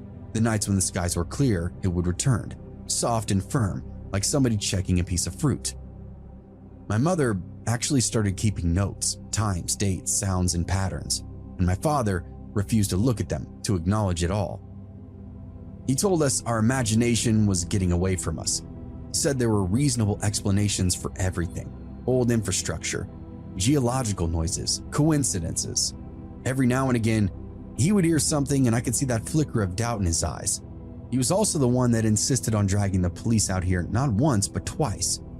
He knew what he heard, it's just that the police didn't search to uncover anything. And for a simple man like my father, that was enough. That was all the answers that he needed. But even he began locking the doors, all hours of the day. And we never went to the doors inside the woods. It honestly felt like crossing a line that we couldn't uncross. It felt unholy. Perhaps if we were out there, they'd be open and something would drag us underneath the surface, show us exactly how it made all those noises. And the presence continued to linger. Sometimes late at night, I'd just lie there awake and listen, not to the house, but to the land beneath it. I began to imagine the space under us not as empty earth, but as something hollowed out. Long corridors, reinforced walls, maybe even a city. Dwarves tinkering around, mining iron and tin from the rich veins, and forged empires inside the darkness. I had a lot of wild dreams like this for all of my middle school years. And once, just before falling asleep, I too heard the cough directly below my room. There was no muffle or distance with it. Right there beneath me, inches. I didn't move, I could hardly breathe. No more coughing or sounds after, and I felt completely crazy. As the years passed, the disturbances would fade, slowly. The helicopters stopped coming almost completely. The knocking softened and became true background noise. We only heard it every now and again, and Dad thinks it was just rocks shifting under the house. And to my brother and I, though, this place has never felt the same. The doors are still out there in the woods. We've checked. They haven't moved. They haven't rusted. They appear maintained. No overgrowth, no layers of dirt or dust along the seams. Whatever is beneath our house apparently comes and goes, or at least receives company of some kind. Whatever the case, though, it's become a lot more quiet now. Some nights when I can't sleep, I wonder if it was a Morse code of some kind, maybe just to scare us, or to warn us, or maybe someone was asking for help down there. Who knows?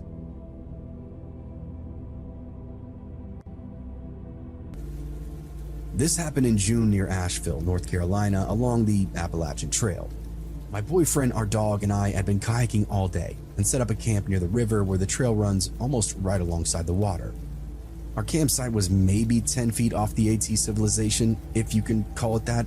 It was only about a 5-minute walk down the trail, a road crossing, a dumpster, a small boat ramp, close enough to feel safe, but far enough to still feel alone. It had been a long, stressful day on the river. Strong current, one rough spill, a near flip, so by late afternoon we were just trying to decompress. We'd run low on weed, so we ate some edibles and just stretched out. My boyfriend was half asleep in his hammock near the water. I was lying on the towel by the tent. The dog was wandering between us. And that's when this man just walked straight into our camp. He came up the trail wearing a full backpacking rig. Big pack, sweat-darkened shirt, trekking poles, legit through hiker gear, you know? And then started talking before he'd even reached us. "Hey, y'all mind taking my trash?"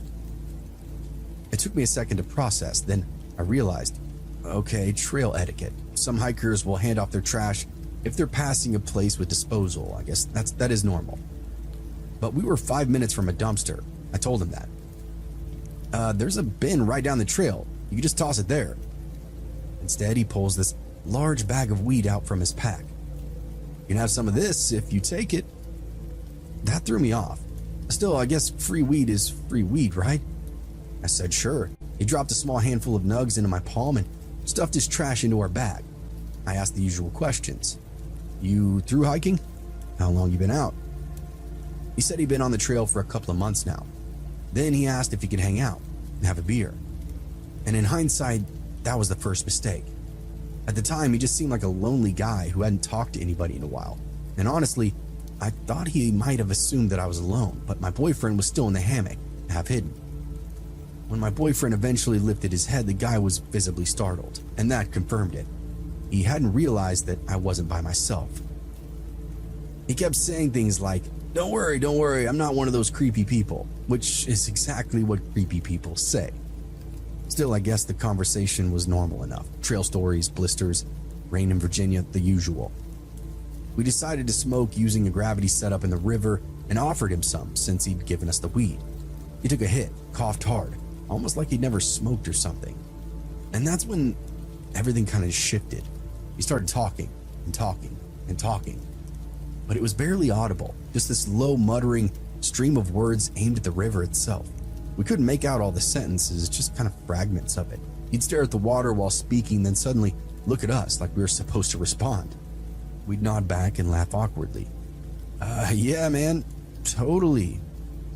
But we had no idea what he was saying. Time stretched, he drank 3 beers, smoked 2 cigarettes, and he didn't leave. At one point, when we stopped trying to engage, he pulls out his phone and starts talking to Siri, then yelling at Siri, calling it a bitch, demanding answers. The river was loud but steady. The trees were still, no wind. Then, out of nowhere, he turns toward us and asked, "On a scale of 1 to 10, how much do I seem like a serial killer to you?" When he said it, it wasn't playful, nor like a joke. It was direct, curious, even serious. My boyfriend and I locked eyes instantly. That silent exchange, like, we're both hearing this, right? We forced out nervous laughter. 1. Definitely a 1. He stared at us for a beat too long, then nodded slowly, a little smile teasing at his lips. After that, we shut it down. We climbed into the hammock together, started talking to each other instead of him. Closed circle, body language clear. He said he was going to smoke 1 more cigarette and head out, and I'm telling you now, that was the longest cigarette I've ever seen anybody smoke. I watched it burn down millimeter by millimeter as dusk crept in. He took these long drags, stared at the river, looked over at us occasionally, zero smile or emotion on his face. Finally, he stood up, shouldered his pack, walked back up the trail the way he came. But it was nearly dark, which meant he couldn't be going far. The Appalachian Trail is different at night. Sound carries strangely, footsteps are amplified. You hear movement long before you actually see it. That night we were certain he would come back. Every snapping twig would jolt us upright. Multiple people walked past us on the trail after dark, headlamps bobbing. But they were hikers that we'd seen earlier that day. A strange couple who thought they might live on the trail, but not him. Still, we planned for disaster. If he came back, we'd grab the dog and run straight into the river, let the current take us downstream to the boat ramp. Which sounds insane, I know, especially when we whispered it, but at least it was a plan. We didn't sleep much, which was fine because he never returned, and we didn't see him again. Maybe he was just this socially awkward guy. Maybe he'd been alone in the woods for far too long, forgot how to normally interact. Maybe he just got a little too high. Or maybe he approached what he thought was a lone woman at a riverside camp. Maybe he tested the air, stayed longer than necessary, asked a question that he'd been thinking about for quite a while now. The memory doesn't scare me. It's what could have happened out there in the middle of nowhere, smothered in darkness.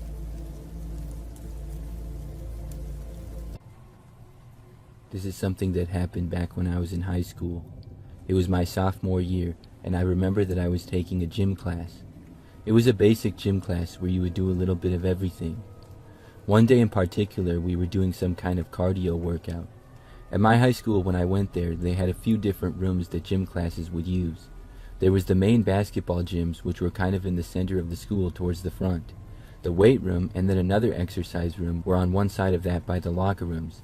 Then, on the opposite side, there was this long hallway, and down there was this room called the cardio room.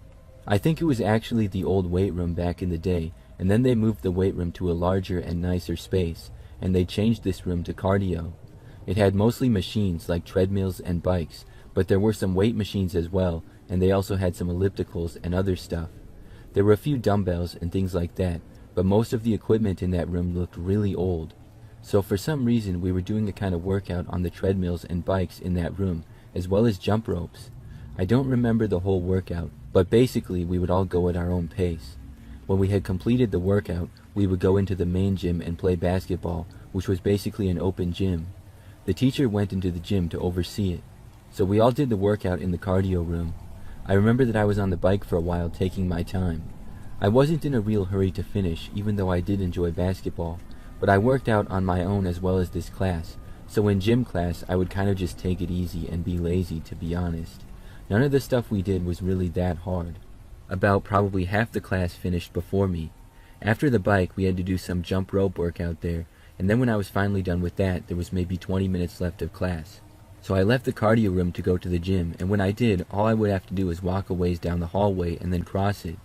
I finished the cardio workout and didn't really get done at the same time as anybody else. So I left the cardio room by myself and stepped out into the hallway. This hallway was a quiet one, and it was on the end of the old wing of the school, and not too many rooms were in use over there anymore. As I started walking down the hallway though, I saw something almost right away. There was a man, a grown man, trying to enter the doors to the gym, the same doors that I was planning to go through. The guy was tugging on the doors and they appeared to be locked. I had never seen this guy before and did not know who he was. He did not seem like a teacher at all, and the way that he was aggressively trying to open the doors gave me a bad feeling. So I turned and went the other way.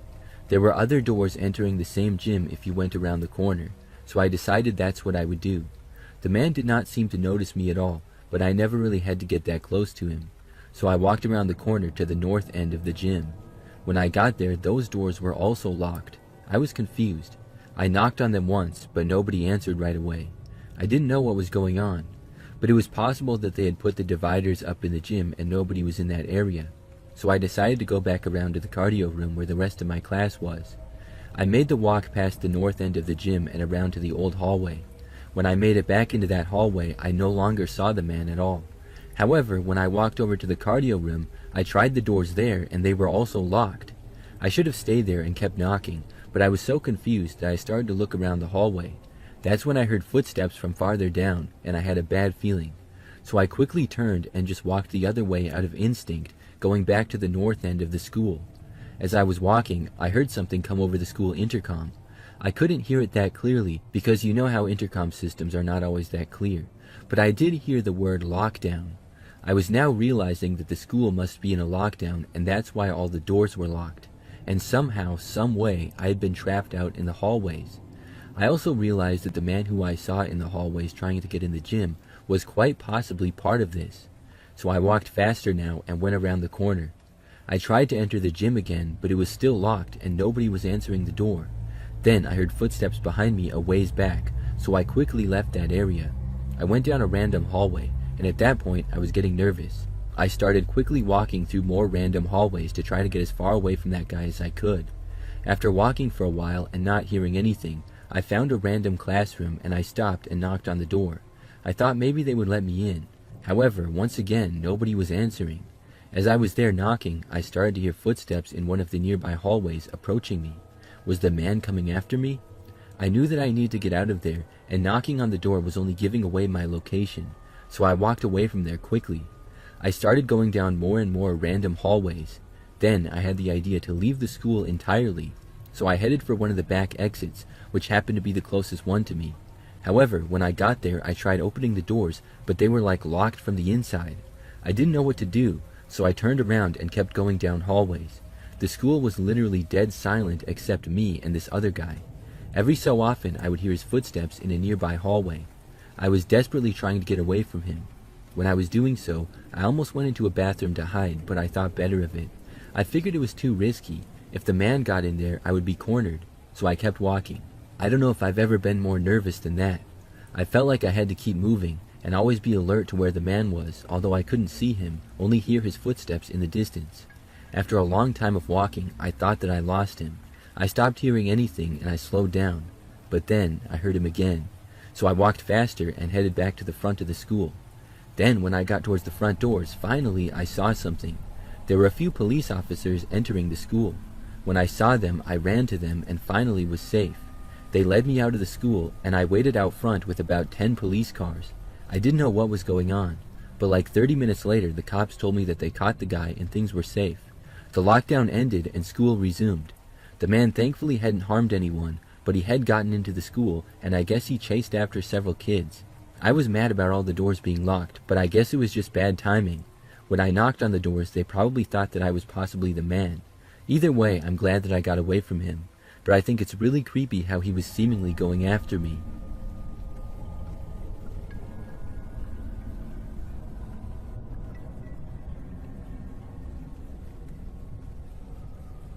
I used to be a substitute teacher part-time years ago. I did it for a few years and it was cool, but I moved on to a career where I don't have time to do that anymore. But in my time subbing, there was really one moment that I still think about sometimes as being scary. So I had to sub at a school that I had never been to before. I think it was my second year that I worked as a substitute teacher.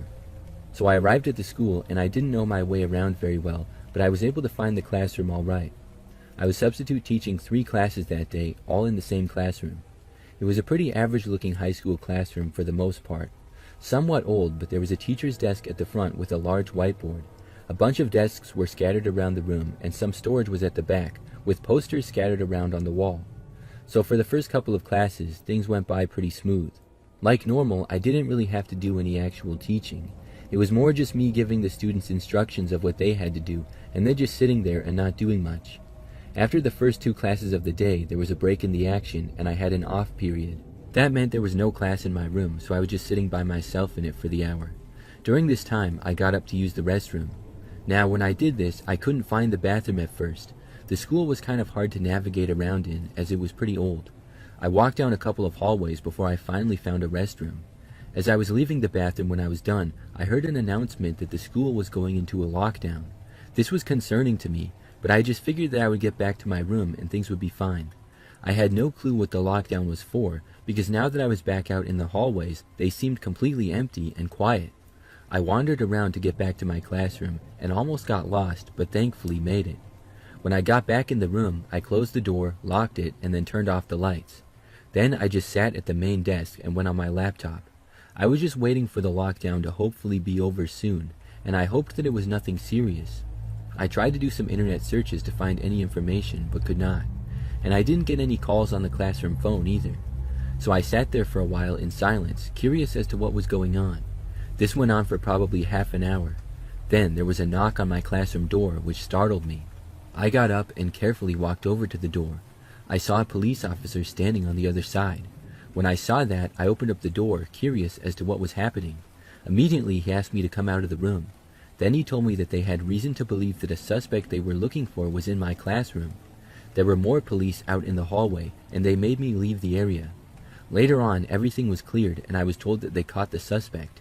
Then I went back to the classroom and finished my substitute teaching for the day.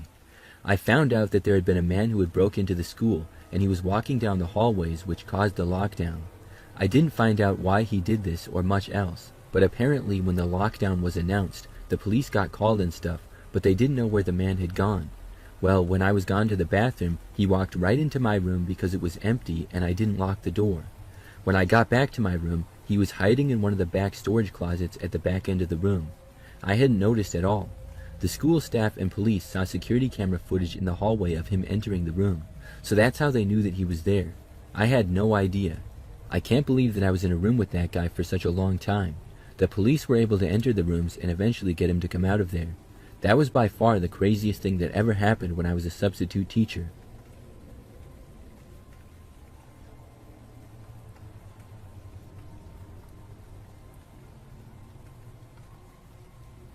I was a student in high school a long time ago, but I still remember one particularly scary moment that happened, and I remember it very well, like it just happened yesterday. So it was a pretty normal school day. I was a junior at the time, and had got to school and then went to my classes. This was the third hour class of the day, which was history, I recall. The classroom was on the second floor of the school, and personally I liked it because we would watch a lot of videos there. The classroom also had these carpet floors, which I liked. But anyways, I remember that during class, the teacher said that there was a lockdown. Class was probably about halfway through at that point, and I remember wondering what the lockdown was about. It seemed to come out of nowhere. I don't recall hearing any announcement on the intercom or anything of that nature. So I remember that the teacher said that we all had to sit at the back of the class. The desks that we had could easily be moved, so everybody just ended up moving their desks towards the back, far away from the door. I sat on the side of the room kind of towards the back near the door, so I moved my desk back a little ways. So we all moved to the back end of the room, and then the teacher locked the door and turned off the lights. Most of us were obviously wondering what the lockdown was for, and we asked the teacher, but he said that he didn't know. So as we were sitting there for a while, some of us kids started to get bored, but I think we were also a little bit nervous as well. Then, suddenly, everything was interrupted by very loud bangs coming from the classroom door. We all looked to the door at once. The small window there was covered though. You could sort of see a shadow of somebody on the other side, but not very well at all. Not enough to tell any details about them, like if it was a man, a woman, or if they were large or small. Just enough to really tell that somebody was there on the other side. And these bangs on the door, they were not just a knock or anything like that. It was like this person was trying to break down the door or something. There were about 4 or 5 of these really loud bangs. I know that when I heard it, I was terrified. After the loud noises though, they stopped and the shadow left the doorway. Everybody in the classroom was dead silent. That silence continued for about 30 seconds, but it was only broken by more very loud bangs, this time coming from the wall on the other side of the classroom. It was like whoever was in the hallway simply moved locations. They banged there a few times and then it went silent again. The class got eerily silent with nobody talking at all, not even the teacher. Things were quiet for several minutes then. Finally, some people started quietly talking again, but it wasn't normal conversation. It was just talk trying to figure out what was possibly going on. Then, like 5 minutes after that, the loud bangs came back to the door, as whoever was doing it was back. They went on longer this time. There was like 10 of these very loud bangs on the door. I was scared that the door was going to break, but it held up well. Then the noises stopped, and things went dead silent again after that. We were all terrified. For the next 20 or 30 minutes, I'm telling you, nobody said a word. You could hear a pin drop in that classroom. Then, all of a sudden, the phone rang in the classroom. The teacher answered it and didn't stay on the line for very long before hanging up. He then announced to us that the lockdown was over and assured us all that we were safe. I think everybody breathed a sigh of relief at the same time. Some of the students asked what happened at that point, but the teacher said he didn't know and they didn't tell him. We were all very curious. For the rest of the school day, things resumed to normal, but everyone was a little shook up from the craziness. However, I asked a bunch of people, and nobody knew what happened. Over the next few days and weeks, there was nothing on the news or in the papers or anything. Nobody ever seemed to find out what the lockdown was about or what happened. I still don't know. Was it some intruder or an angry student or what? I'm not sure, but I know that it was a really scary experience.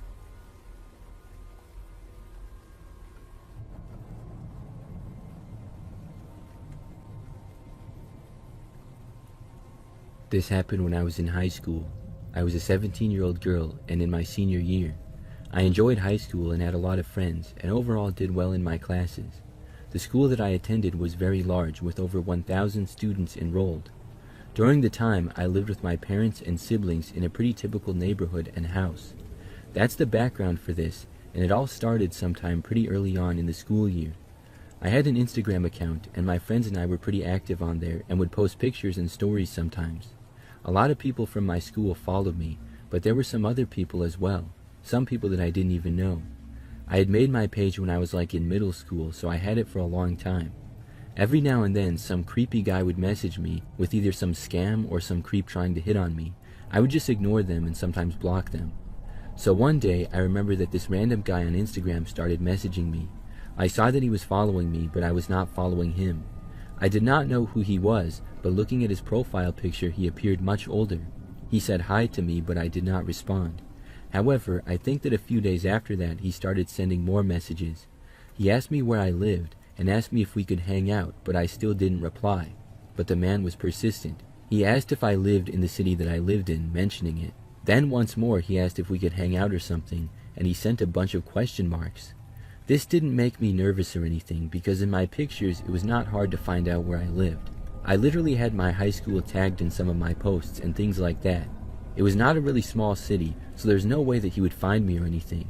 But still, it was annoying how he would not leave me alone, so I blocked him. After that, I didn't hear from him for a little while, but unfortunately, it was only a few days later that I saw him again on Instagram. It was now a different account that he was using. I wouldn't have been able to tell that it was him at first, but when he sent me a message, it gave him away.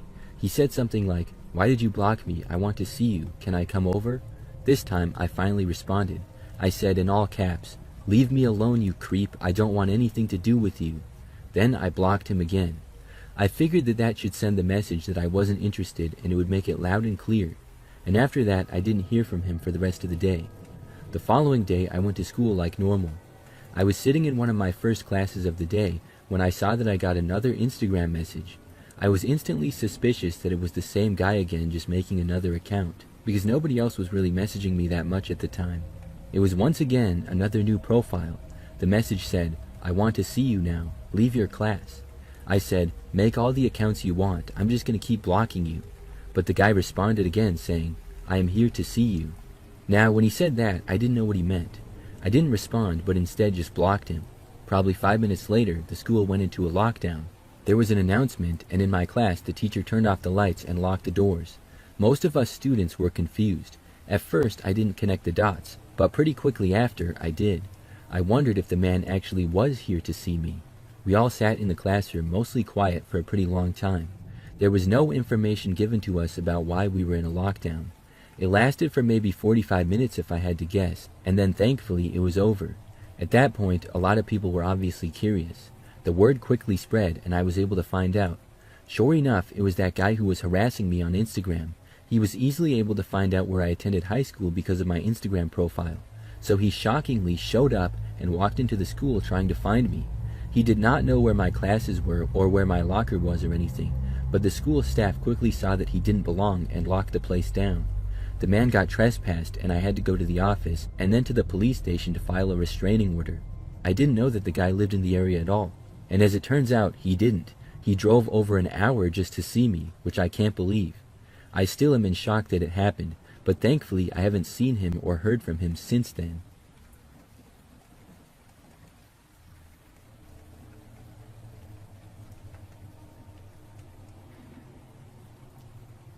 This happened during high school. I was a senior, and it was my first hour of the day. For that class, a big part of it was doing these projects. We would basically have like a big project every 2 weeks or something like that. One thing my school had was this hallway at the southeast end of the school where there were all these study rooms. They were small rooms with just like 4 tables, 2 computers, and a few chairs, and that was pretty much it. You could go into these rooms and study pretty much any time, and our teacher would have our groups break out into these study rooms sometimes. My partner for this project was a guy named Brandon who was pretty cool, and we were friends in high school. On this day of class, I think it was a Friday, which was typically an easier and more chill day.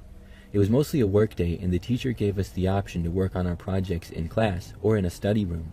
I remember that he also said that we could do homework for other classes if we wanted, because the overall project was running a little bit ahead of schedule, and we were doing well. Brandon and I were the only people in the class of like 15 to choose to go to a study room. Everyone else stayed in the classroom to work or hang out there. So we went down the hallways and got to one of the study rooms, and they were all empty, so we took one on the end. We did some work for the project and also just hung out and talked and played on our phones and stuff. At one point though, we heard this noise come over the school intercom system. It wasn't quite the bell sound, and also class was nowhere near being over, so it got our attention. The next thing we heard was an announcement saying that the school was being locked down and to follow procedure. Brandon and I wondered if we should leave the study room and go back to our classroom or just stay there. For some reason, we decided to stay there. We weren't really sure what to do though, so we just turned out the lights.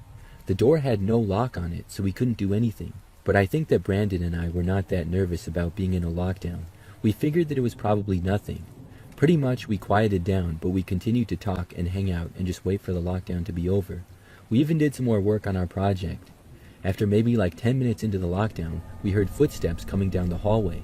We obviously didn't know who it was, but I kinda hoped and assumed that it was someone who worked at the school.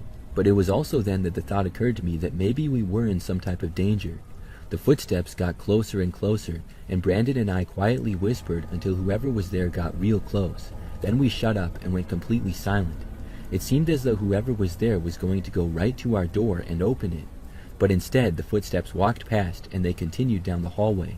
We both felt a little better at that point, maybe a little too good, because Brandon then said that he wanted to see who it was, so he got up and walked over to the door. From the window, he couldn't see that far, so he then opened the door. I also looked out when he did because I was curious too. What we saw was this man who did not work at the school and was wearing a hooded jacket concealing most of his head. He was walking in the opposite direction and much farther down the hallway. He was also definitely not a student.